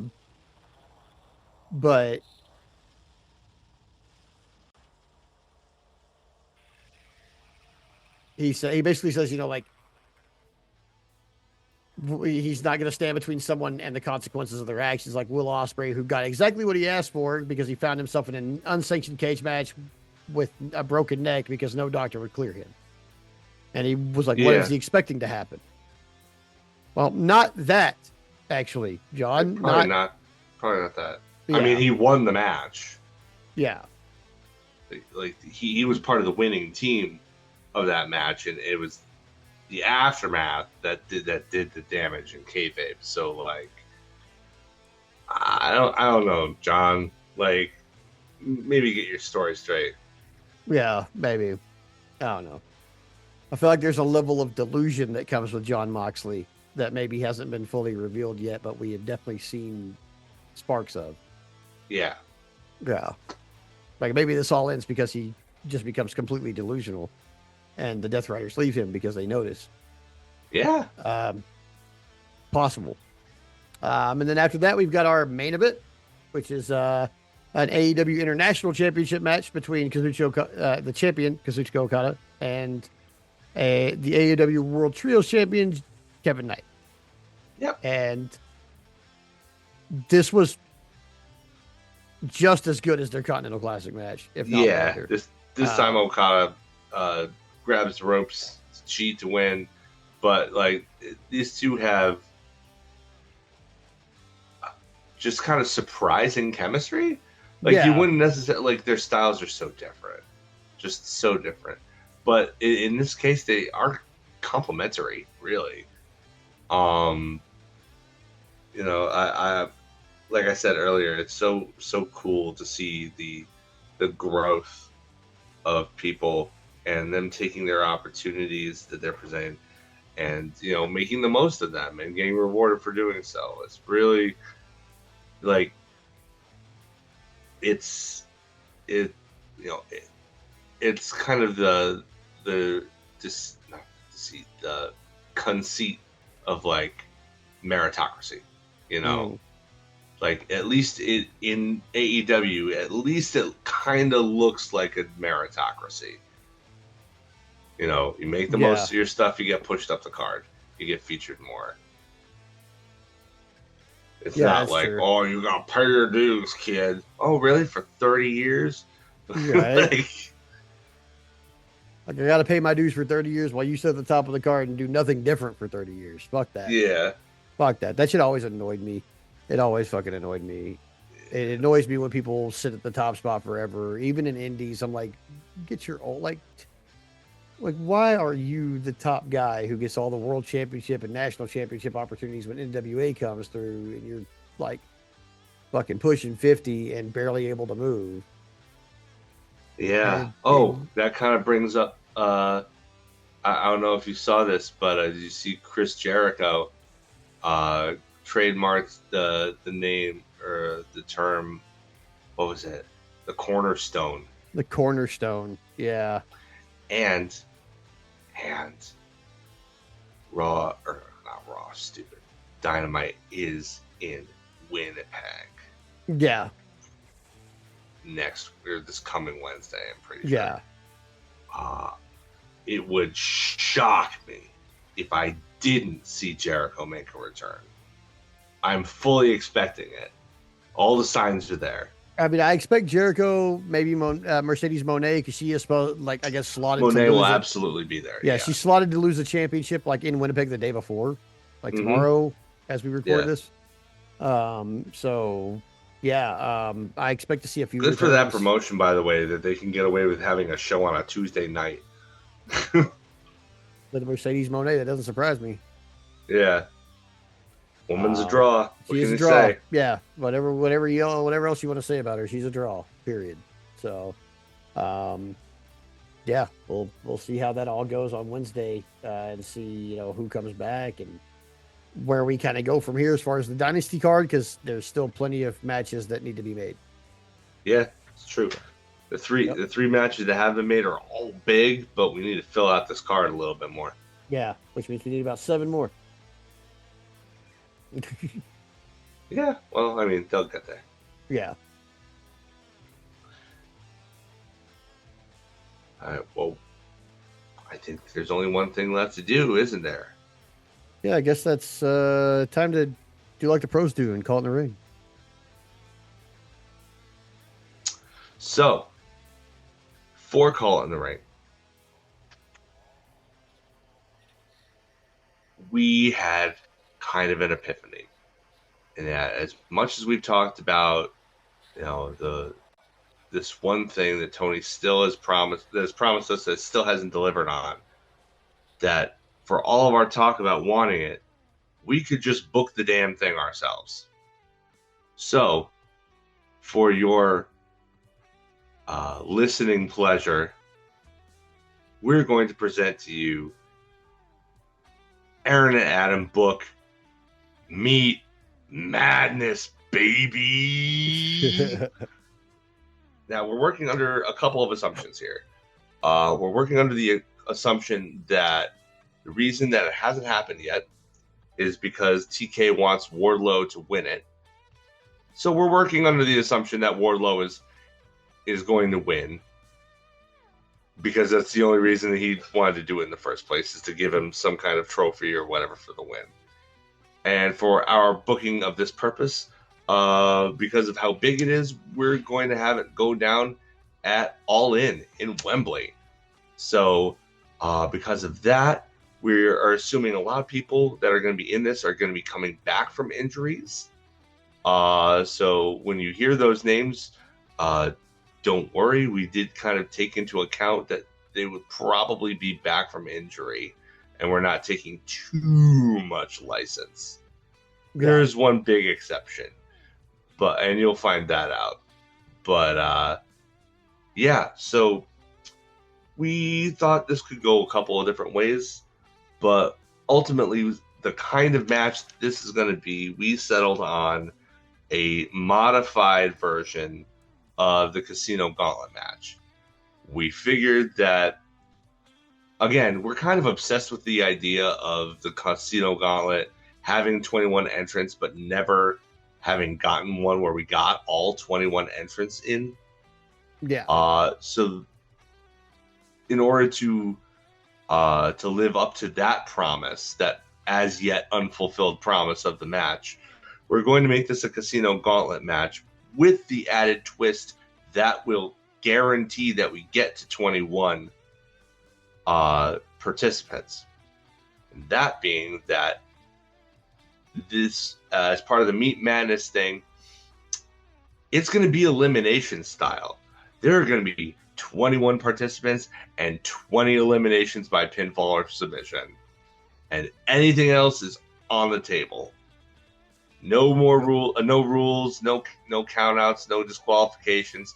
It has to happen inside the ring, but you are going to see the absolute elimination and the one true the emergence of the one true meatiest man in all elite wrestling, because they will have a limit gone through literally. It's not like the Royal Rumble where they say, "Oh, I outlasted 29 others." Like, you came in at number 30, you outlasted like 3 guys. Okay, no, everybody in this match will have outlasted a bunch of other guys, and will have eliminated at least one person in the process. So, Yep.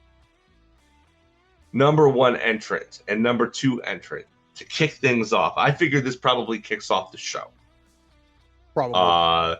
So who do you put in that to get that guaranteed pop to start? Who else do you put but Brody King? Now, all these guys are like, they're big meaty men, slapping meat. Most of them are like 260 pounds or over. There are a couple who are a little under, but they've got reasons for being in there. Brody King, however, is an undeniable big meaty man at around 285 pounds. And so is number 2, Lance Archer. Oh yeah. And this would just be, because I mean, I imagine if we're going to go all 21, the random time intervals are going to be really short. Mostly because this is not a match where you're going to throw a few people in who have like the unending gas tank to just go through 60 minutes of this. This would be probably on the shorter side of matches like this because of just the general fact that these are huge guys, and throwing bombs. If we're all in, that's a really long run to the ring before you even get to do anything. And some of these guys, like they're big, medium in. Cardio is not exactly their strong point. And that's not me shaming anybody for anything. That's just a simple fact. Like, these are big dudes. A lot of them, like, they got a gas tank, but it's not, the same as a luchador or something like that. Yeah. So I imagine none of these guys is Roderick Strong. Yeah, none of these guys is Roddy. So I imagine it's going to be pretty short in between. So I would, but really, really hard hitting. Oh yeah. Brody and Lance Archer are going to kick the shit out of each other until we get number 3. Number 3, Lance Archer gets some help from the Don Callis family when Brian Cage, who is cleared to compete right now and has yet to show up on AEW television as we record this, but has been doing indies. So he's healthy enough to do it. I figure 3.5 months down the line, he'll still be able to do it. Brian Cage comes in and helps Lance Archer beat up Brody King for a while. And then after that, go ahead if you have something. Well, no, I think that's pretty much what happens. Brody gets beat up for a little bit. He's not out though. He's incredibly resilient, so we still get to number 4. But is he resilient enough to face off against 3 members of the Don Callis family? Because the next guy in is Mark Davis, Dunkzilla himself. Oh, and they probably just beat on him, take turns beating on him, right? Yeah, they're going to take turns beating on him until he shit cans. We're still going to keep Brody and go to number 5. Number 5, Brody King probably gets saved from elimination when this guy comes in, because it's Luchasaurus, baby, finally evening things up a little bit on the face heel dynamic. Yeah. Luchasaurus, of course, I mean, huge impact. He's going to come in. He's going to clean house. Probably take just enough time to clean the house out that it takes for our next entrant. Yep. And then, do you guys remember this guy? He's actually still under contract, probably doing ROH stuff, but big jacked hairy dude Nick Camarado makes his all-in debut at number 6. This is actually where I probably have our first elimination, because he's going to come in and try to clean house also. Because he doesn't really have any loyalty to any of these people. No. lore wise, he has like no loyalty to any of these guys. So he's going to come in, try to clean house, and eventually end up having the ire of all three of the bad guys and both of the good guys. And somewhere in there, he's probably going to get eliminated. Yeah. It's probably a very similar story for the next guy on our list here. Number 7 is frat boy and current frat boy Preston Vance. Yeah, I mean, he gets treated pretty much I like imagine he probably is drinking. Yeah. And he stumbles to the ring and gets pretty easily eliminated after a tail whip by Luchasaurus. Yeah, pretty much. That's something. I mean, even matches like this need a little bit of levity, don't they? Yeah. So this guy Preston Vance gets shit canned pretty quickly. And I imagine Luchasaurus and probably Mark Davis are fighting it out. And we're at the point now where the other guys are chilling. They're kind of at various edges of the ring, just, waiting for their next spot pretty much. Until and they're lucky they're there because number 8 is no BS Paul White. Oh gosh. Okay. Biggest dude in the company, in the match, etc. I can only imagine that the paradigm will shift here. Yeah, the paradigm definitely shifts. I think I want to keep him. So I think he probably eliminates Brian Cage and Mark Davis by himself. I think Brian Cage for sure. Yeah, probably Mark Davis too, just because it's a Big Show. But I think Lance Archer probably stands a little bit better chance. Yeah, no, like he maybe gets the other two guys, and then maybe has a problem getting Lance Archer off his feet for a choke slam. Which wouldn't be surprising. Lance Archer's a big boy, He's a big, thick boy. Yeah. So that's kind of where we're sitting. We got Big Show, we've got Luchasaurus, we've got Brody King, and now Lance Archer is the last surviving member of the Don Callis family so far. Number 9 comes out. Billy Gunn comes out to get that nostalgia pop. And I don't know if any of y'all remember this, but for a very short time, there was a tag team that consisted of Big Show, Paul White, and the one Billy Gunn. So they might have like a little moment here. And I could see them teaming up to eliminate Lance Archer or maybe Luchasaurus. I think they team up and eliminate Lance Archer at this point. Just because maybe Big Show's having the problem getting Archer up, and then Daddy Ash shows up and they do double choke slam him or something, maybe some scissor action after that. Paul White doing the scissors would get a pop. It would. And then about that time, here's our next guy. And what a guy it is. Satnam Singh in at number 10. He's been chilling on Ring of Honor doing, giant things.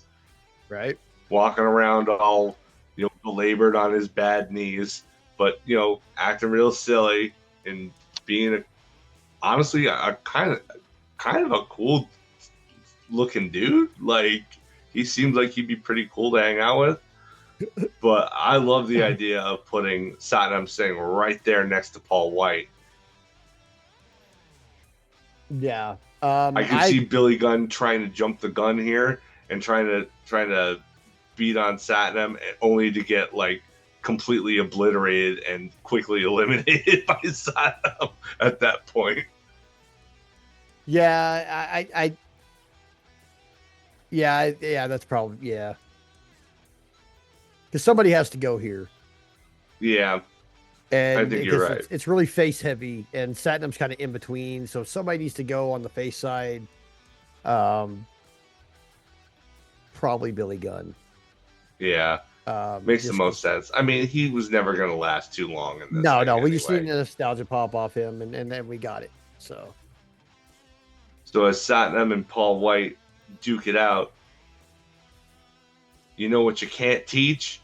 Being 7 foot tall. Number 11 is Big Bill. And So now you we get, have the three tallest guys in the company in the ring yup, at the same time, face to face with one another.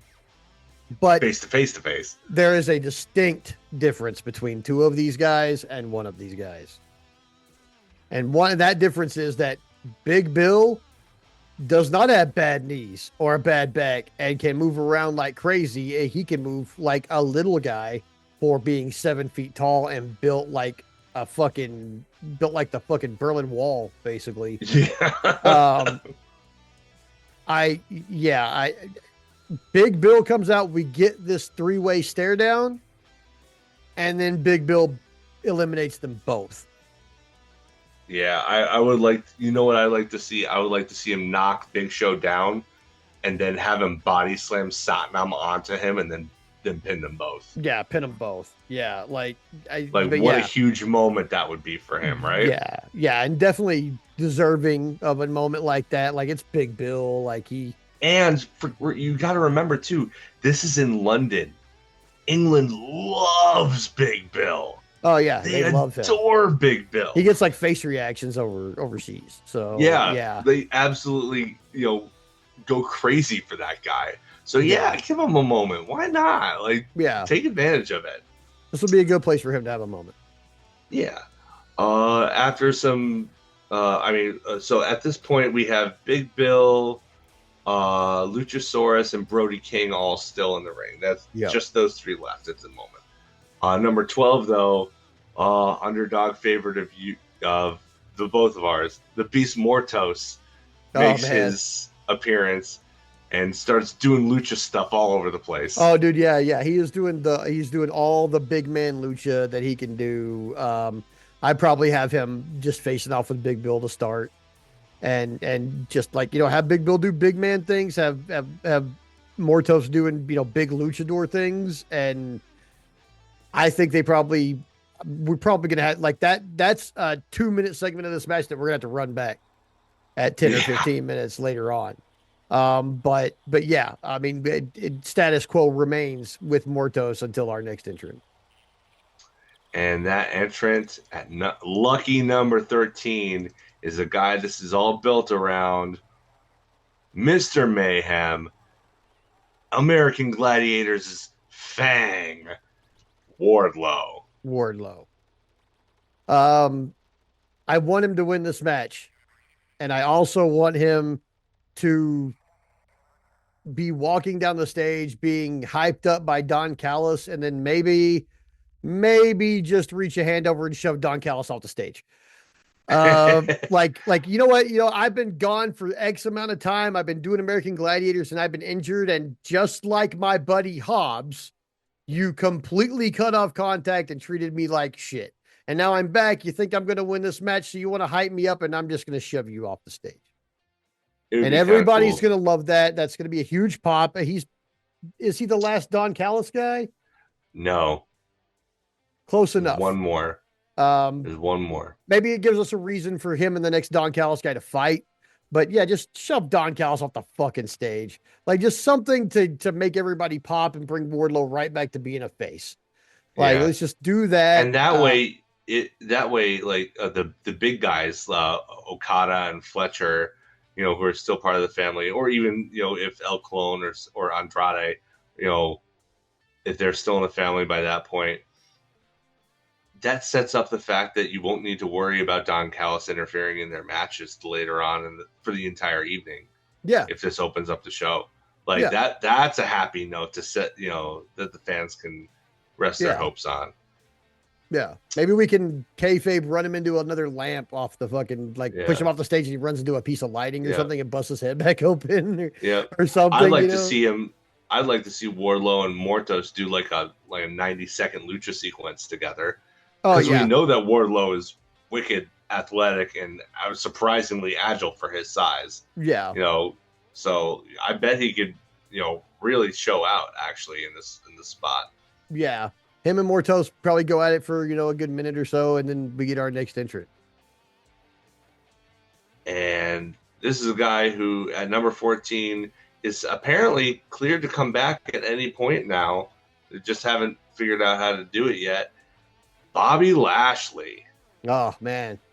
The I imagine arena. spears for everybody. Oh, the arena rings out with "We hurt people," and then pop, pop, pop, pop, pop, because he doesn't just spear Big Bill and Wardlow, but he everybody. Brody King finally gets back up just to get a spear from Bobby Lashley. Like, I don't even like Bobby Lashley that much, but everybody's getting one right here. Everybody. Yeah. Beast Mortos gets speared right out of thin air. Yeah, like he's trying to do a Yeah. tornado or something and just gets speared. Like, just Yep. something gnarly. Make that the last one. So everybody's laid out. Bobby Lashley standing tall. And here's our next entrant. Toa Leona. Oh boy, they already hate each other. Toa Leona and Yep. Bobby Lashley are fucking fighting immediately, and they are taking Yep. it outside. And Bobby Lashley and Toa Leona are going to be preoccupied for the next few minutes at least. And we get our next entrant. Rumble, Badman Rumble. You got yourself some Shane Taylor up in the house at number 16. Okay, so Shane Taylor shows up. He gets back in the ring. He gets in the ring. Maybe he, like, a bunch of people are down. So maybe he, everybody's got a spear or whatever. So maybe he, like, starts trying to, maybe he gets up and he tries to pin Big Bill. Here's the spot I would run. Okay, Big Bill just caught a spear. Shane Taylor comes in. He tries to pin Big Bill. Big Bill kicks out so hard that Shane Taylor ends up back on his feet. At Right into pounds. at 300 pounds, which would be amazing in the first place, but right into a German suplex from Brody King. Just right into it. Just like kicks him out back onto his feet just in time for Brody King to grab him around the waist and dump him on his head. And as much as Shane, as much as I like you because you pushed the Rizzler down by his face, and I will never hate you ever again. This spot needs to happen, if only to demonstrate the sheer power of Big Bill and the sheer size of you. Because, like, how amazing would it be for Big Bill to kick out and literally, like, press Shane Taylor back onto his feet? Yeah, it would be pretty rad. That'd be rad. And then to have Brody King pick you up and dump you. That's another crowd pop right there. Brody King's back in the match. Big Bill is now too. So maybe they're brawling it out while our next entrants come up. You have to assume that by this point, number 17, Jake Doyle will be back in action. I imagine he goes right after Wardlow. Yeah, since he's a member of the Don Callis family and Wardlow has effectively pushed his boss off the stage at this point, because I'm going to run with that one. I think that should happen at some point. But since Wardlow has pushed his boss off the stage and turned face, Jake Doyle immediately goes after Wardlow, and that's a mistake. Yeah. That's just a huge mistake because he's going after Wardlow, but doesn't realize that to get to Wardlow, he's got to get through a brawling Toa Leona and Bobby Lashley, and then a brawling Big Bill and Brody King. And he doesn't get eliminated immediately, but I imagine he gets shit canned pretty quickly. Probably by two people I would say, okay, so he goes immediately after Wardlow. He gets past Toa and Bobby because they're on the other side of the ring or something. He gets in the ring. He wants to go after Wardlow. He starts going towards Wardlow and draws the ire of Brody and Big Bill, and double suplex or something happens to him where he's down already. Yeah. I don't want him to get eliminated immediately, but it's not going to be far off because he's probably going to be the next guy. But well, you know who might get eliminated mostly immediately? The next entrant, Mason Madden. Mason Madden. Okay. We got to do something funny with him, though. Okay, so Mason Madden comes out. He tries to pose with people and they knock him out. No, I got it. I got it. Yeah. Perfect one. Okay, perfect one. He comes out. He runs down to the ring. Big boot to Toa Leona. And Bobby Lashley's like, what the fuck? And he tries to touch tips with Bobby Lashley. At which point, Bobby Lashley spears him out of his fuzzy boots from like 2 feet. Just like a launch spear 2 feet away. But regardless of how this goes down, those fuzzy boots have to come off. He has to get literally they have to gimmick him out of somehow. Yeah. They have to gimmick him to come off somehow. But then I don't want him to get up being like, oh no, my boots. I want him to get up and be like, he broke my finger or something. Like he has to break the tip. And so now, from now on, Mason Madden has to, for like the next like 5 weeks or whatever, Mason Madden comes out and he's touching tips with Mansoor, but he's got like a cast on his hand. And like there's the one finger that's always out because it's, got to be splintered and shit. Yeah, he's like the one finger cast. And he's got to touch tips. But every time he touches tips, he like gets hurt. But so that's what's going to happen over the next like few weeks. But like he gets speared out of his little boots. They break the finger. And then Bobby Lashley immediately throws him in the ring, follows him in, spears him again. And that's it. Mason Madden's gone. Like he's just gone. I just need the funny spot out of him before he's gone. Yeah. And the funny spot is either or the broken finger that he touches tips with or getting speared out of those stupid boots or both. And Bobby Lashley could feasibly do both at the same time. Like maybe he grabs the finger and twists it and then spears him out of his fucking boots, But either way, that tip finger has to be broken. Because that there was so much comedy that him and Mansoor and Johnny TV could pull out of that. He broke my tip. Yeah. Basically. Yeah. So, but he's gone very quick. All right. We're getting towards the end of this thing. I imagine that this guy is going to clear house, though. At number 19, two-time former AEW World Champion from the men's side of things, Samoa Joe. Suplexes for everyone. Yeah. Everybody catches a suplex except Brody. Maybe Brody's coming off the top or something, and we get the walk away spot there. And then, well, let's see. This is where the guys in the ring: Brody King. Who else is in it? Mortos, Big Bill, Wardlow, Lashley, Toa Leona, Shane Taylor, and Jake Doyle are all still in this match. So I say he comes in, he probably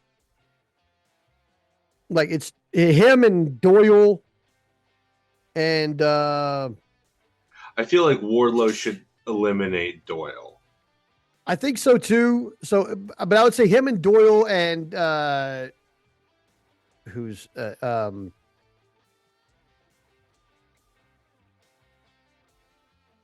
had the third one in my head and now I don't. Shane Taylor. There we go. So yeah, him and Doyle and Shane Taylor. Maybe Doyle realizes that he's in a bad spot and tries to shit can himself. He tries to powder or something. Maybe as he's powdering, Wardlow catches him. Maybe him and Shane Taylor both get stereo, suplexes. Wardlow goes to cover Doyle, gets the cover on him, and then Shane Taylor gets slapped in a coquina clutch, and he's gone too. And then we've got Wardlow and Samoa Joe staring at each other in the middle of the ring as our next entrant comes out.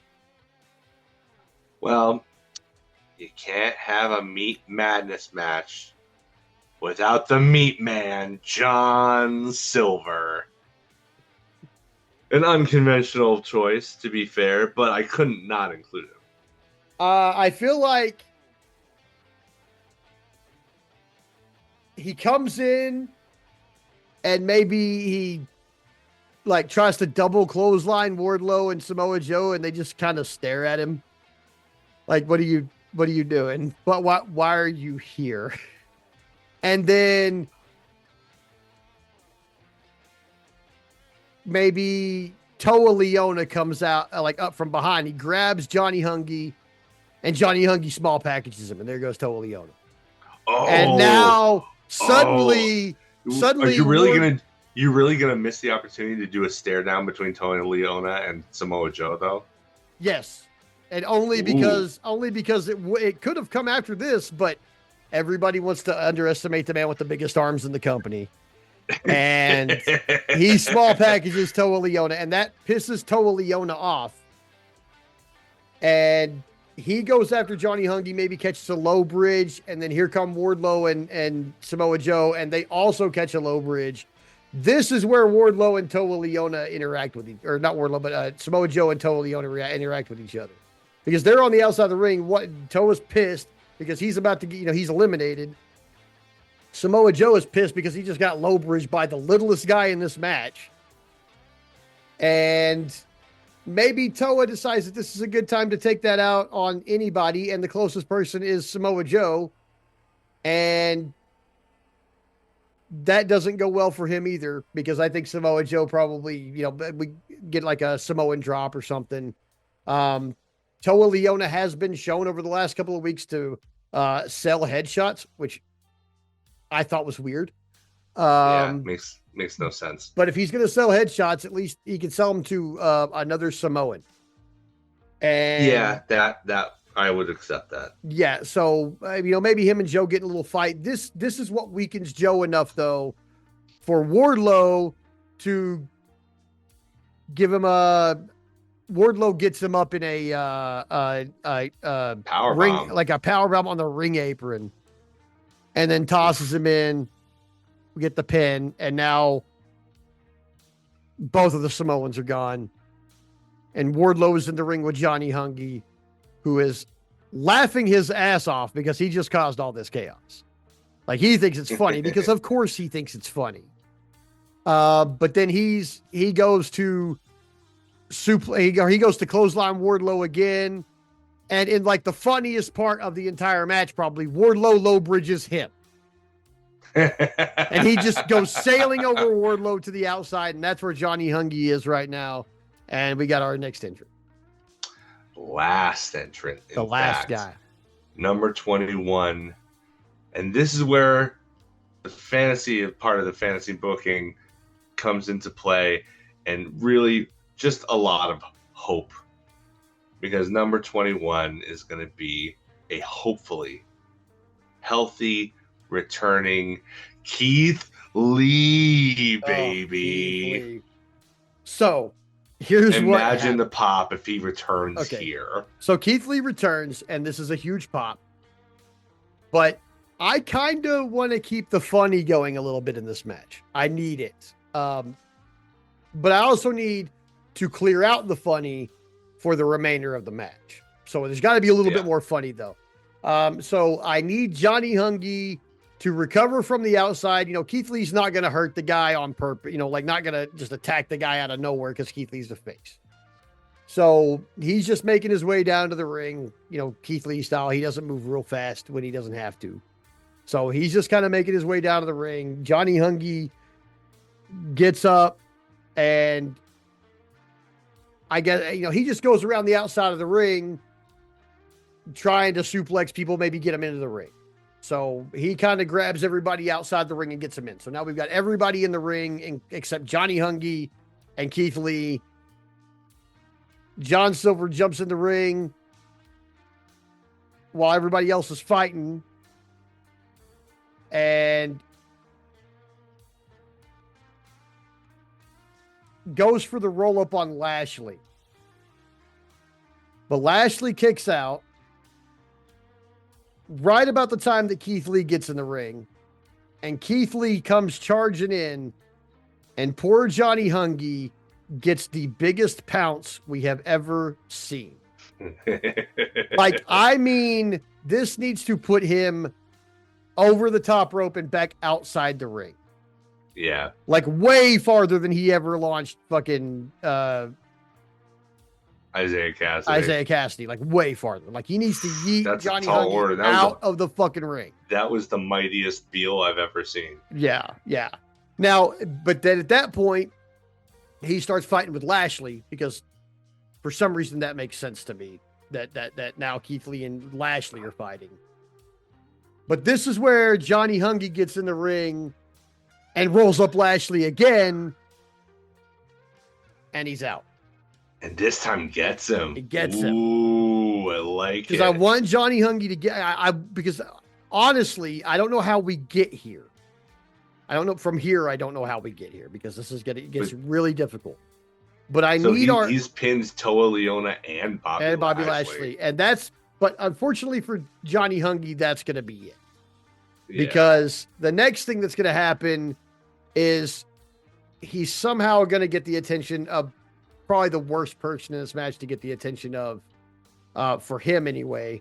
And that's the only other guy in the ring who can move as fast as he can. And that's Beast Morto.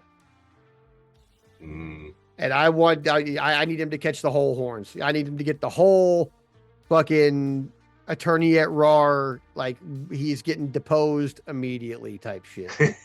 Maybe a tornado off the top or something.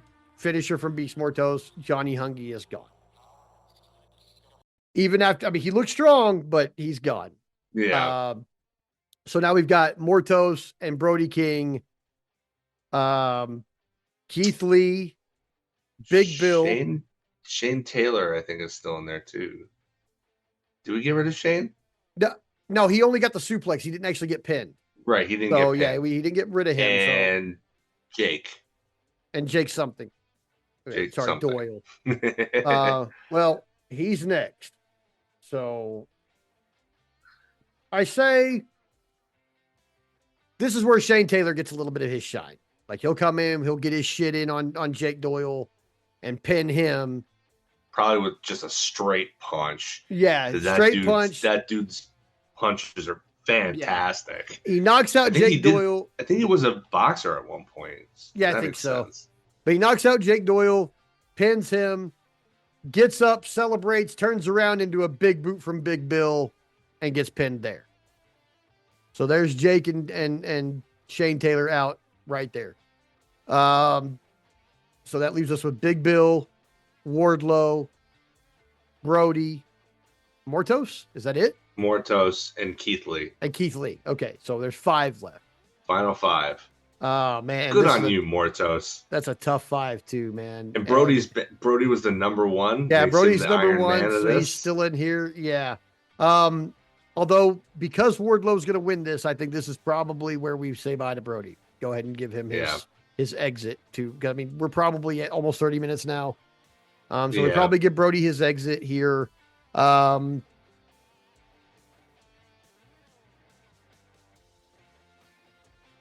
probably give it to Big Bill. Yeah, he's the only heel that's left in here. Yeah. Like you can make a case for Mortos, but he rides the fence a little bit.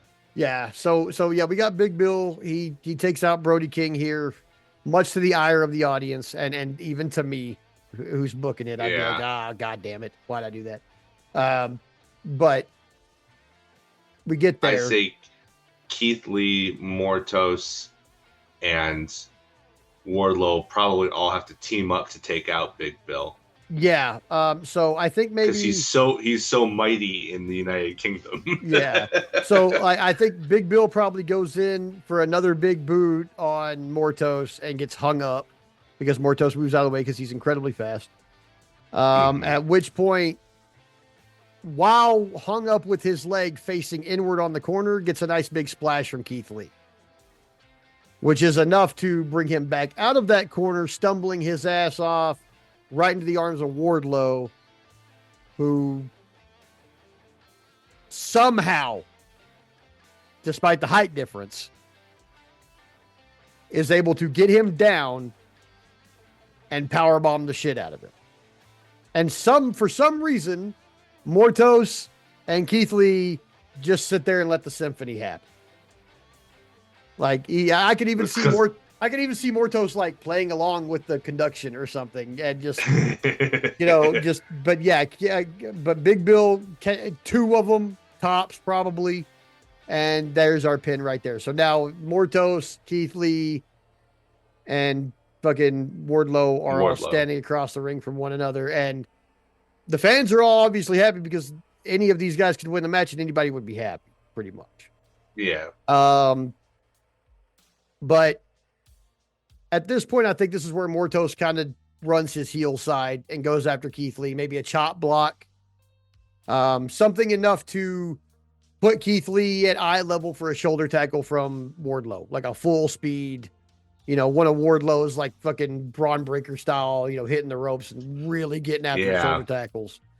And then that maybe Mortos helps Wardlow pick him up for a power bomb because it would take two of them. I'm sure. Right. It doesn't even matter which two guys it is. I think it's going to take two of them because Keith Lee is a big fucking dude. He's a big boy. He may be the heaviest dude Brock in this Lesnar entire even match. said so. Yeah, he may be the heaviest guy in this match by a lot. I mean, Big Show's in there. Big Show's in there, but still, like Keith Lee that's a big guy, and he can move a lot better than Big Show can. Because he's about 300 pounds, but he's only 6'3", which is still a big, large man. Yeah, but not the biggest. Like, I think the only person who's probably around comparable size to him would be Shane Taylor. Yeah, Who's shaped? I mean, he's shaped like a pear. So, like, even he would probably be harder to lift up because his center of gravity is so low. It's like right at his hips, like right like below his hips, really at those thick old thighs of his. So, yeah, but yeah, because he's so compact at that weight, like, oof, yeah, he'd be difficult to pick up, I imagine. But yeah, so Mortos and Wardlow both, power bomb him. That puts him out with Wardlow getting the pin. And then we've got Wardlow and Mortos. And the crowd at this point is going absolutely shit-tastic because they want Mortos to win this fucking match. But they wouldn't mind Wardlow doing it because he did just push Don Callis off the stage and make everybody happy. So this is one of those things where the crowd's not going to be upset either way. And they're going to cheer really hard until the end. And what I say here is we probably get a good 6 to 7 minutes of these two going at it. And it's just kind of building off of that initial like 1 or 2 minute interaction they had with the Lucha stuff, because Wardlow can move like that, and so can Mortos. So we basically get a big man Lucha match right here for about 7 minutes. I think Mortos probably goes for a Hurricane Rana because he's like pulling out all the stops, so he jumps up on top. He goes for that Hurricane Rana and he just gets caught. And I would say probably 4 power bombs between getting caught and the match being over. And 4 power bombs, Wardlow's conducting the whole time, the crowd's into it, and Wardlow wins. Because of course Wardlow wins, because it was always going to be Wardlow. We said that at the beginning. We said as much at the beginning, but really, I mean, if you look at the history of this match and every time they've hinted at it, anytime they talk about it, anytime we get really into it, who's on screen? It's Wardlow. And that's who is meant to win this match. That guy was sans injury. That guy would have been world champion by now. I would hope so. I would like to think so. And I know that might be a hot take considering how thick the world championship division is. But we have to actually think back the couple of years to when he would have been in that position, and it would have made sense at that time. Yes, it definitely would have made sense. It's a lot more of a lot more hoopers now in the company. Yeah. Like if this was 2023, you're talking. Yeah, we're talking future world champion, period. Like the writing was on the wall. He cost MJF his world championship because MJF treated him like shit. It was a classic wrestling angle. Fucking goon guy for the chicken shit world champion, cost him his championship. They feud. Goon guy ends up being world champion, and that's how it works. This is pretty much the next best thing we can give Wardlow right now with all those hoopers involved. Like you can't bring him back and be like this immediately. This guy's going for the world championship. That's not now, not feasible. Yeah, he could go in a promo and be like, look, when I got injured, I was on my way to the world title. Okay, valid. Yeah. But immediate contender, not a chance. Not a chance. No, not with this field. No, not with this field, especially. I think he can fit in there, but he'd have to, for sure. But he'd have to be built. Yeah, he'd have to be built up a little bit. This would be a great way to start, though. Have him win this match, get him, a nice little madness trophy gimmick or something. Give him a little gimmick that's kind of like similar to Andrade, where I'm the meatiest man. It would be hilarious if they just totally stole if they said the winner of the Meat Madness match is now the Meat King. Yeah. like crown, Yeah. scepter, The code, meat monarch. the meat monarch. Yeah, and now it's King Wardlow. And Yeah. if he just cribbed the entire King Booker thing, I would fucking lose my mind. He's got a scepter that on the end of it is just a steak. Yeah, just a steak. The skin, like the crown jewel, is like a fucking like a pork tenderloin or something. You know, like Yep. it's just like a piece of like a rack of ribs, you know, or something. But yeah, just the meatiest man. Like maybe the little white, maybe the little black flecks on the white on the thing, or you know, On the trim of the fur. sirloin, Yeah. yeah, like sirloins or something. I don't know, but like Hey, whatever. if MJF can get specially tailored shirts where the pinstripes are his name, we can do something like that for Wardlow. Suit game level 1000. Wish I could fucking afford to have a suit made like that. Like really. Like For sure. I'll even take one of the mass produced ones, like the He Who Shall Not Be Named MMA guys pinstripe suit where all the pinstripes say fuck off. Yeah. Like even something like that, but great. like have looked into it. So very expensive. So Yeah. not doing it, but like man, suit game level 1000 for MJF on that one. For But real. like, but yeah, I mean, even if he just like cribbed the King gimmick off somebody who had won King of the Ring in the past or something, and just is now the meat monarch, like give me that. Like show us that you can even do the King gimmick better than they do it. You know, like You know who would be great as a member of his court? The Butcher. the Butcher. Oh man, the Butcher and the Blade are like his Yeah, like the Butcher court and the Blade are enforcers, his yeah. his lords of Wouldn't that be meat. great? Oh Makes man, sense, doesn't yeah, it? dude, yeah. It's thematic. It is thematic and it would work. Oh, it would work so good. Like there's so many good things we could do off the back of this, but the key here is, and the reason we booked this like this is because this is the one thing. This is like the MacGuffin, the boogaboo, the like the one thing. This Like is the Holy Grail. this right is here. the thing that we have been promised. The one thing that AEW has told us, hey, we're going to give you this, and we never got it. Yeah. And I understand why we never got it, but you have what we have shown here to be 20. You have 21 guys who could be in this match. You actually have more than that. I think there's probably a couple who could qualify for this that we just didn't put in here because there's already so much. I switched out the Butcher himself for Keith Lee. Yeah. You know, But yeah, the so Butcher if Keith could can't be in make here. it, Butcher can be in it. Yeah. You can make a case for somebody like Claudio. Yeah, Claudio's a big guy. We Yeah. have described him being in matches with other large guys as a meaty man match. We have actually described it that way on this show before. So, you know, that could be one. Who else? There's definitely more people who are just like jacked beyond belief or whatever. I mean, fuck, right now with the way he looks, you can make a case for Cope being in this match. Just because Yeah. technically, he's about as tall as a lot of those guys are, so he would he's technically 6'4". count. I know there's more, but we have shown that like even if you cut off all of the other stuff that could possibly be happening and don't put any of those guys in there, there's still 21 dudes sitting on the bench who could be part of this match. Like,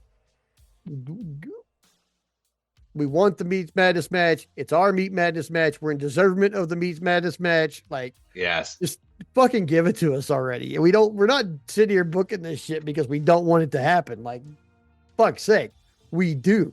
Everybody does. Please. Like Tony. And I challenge you to do it better than we did. Yeah, do it better than we did. You're usually pretty good at booking it better than we booked it. So far in the examples that we have. But like, look, somebody there is listening to us. Somebody has to be. Too much shit is coincidental, and I don't believe in coincidence. So, Tony, if it's you, bud, okay, like, it's not a hot take for me to say that this might be the one thing that all the sickos want. That you're not going to get anybody dissenting about this one. This might be the best, like, most loved decision that you make in the last 7 years, is giving us this match that you've already promised us that everybody absolutely wants, but you got to give it, like, it can't just be a 6-pack match anymore. You got, like, we've waited too long. Now it has to be this grand scale thing. like what Yes, we I agree. presented here. Like, even if it's just, you want to make it a Royal Rumble style battle royal, okay, I'm with it. I'm fine.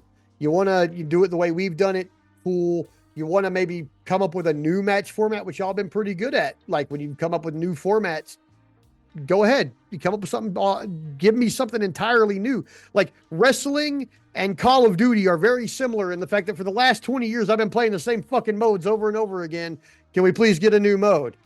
And if you figure out a way to take these 21 guys and make us a Meat Madness match in a format that we've never seen a match in before, it's going to be even better. But you could really just shoot for the lowest bar possible and just give us the Meat Madness match with 21 guys in it. And I don't think you're going to find too many dissenters to that happening, or that Wardlow wins it. It's just, it's like hand in hand. It's something we want. It's like, it's not a mystery because we know what's going on, but it's one of those things. It's like, it's like, The big what if. it's like Vince McMahon, who is Vince McMahon's bastard son. And we didn't really we got a resolution, but it was shit because it had to change. Like, no, like fucking, like, don't, what was in Shane McMahon's lockbox, like, don't fuck us on the end of this. Like, give it to us. Like, don't just let this hang in the air forever. Like, because if you do let this hang in the air forever, in 3 years' time, when What Culture puts out a video about the 10 greatest unresolved wrestling storylines of like the last 10 years, this is going to be fucking on it. Yeah. And you don't want, and that's a list. Yeah, that's a list you don't want to be on. That's a list where it's like, oh, these guys dropped the ball in the middle of a program and this is what happened. We never got a resolution. That's not what we want. We want a Meat Madness match. We want Wardlow to win it. Yeah. Give it to us. Just give it to us, please.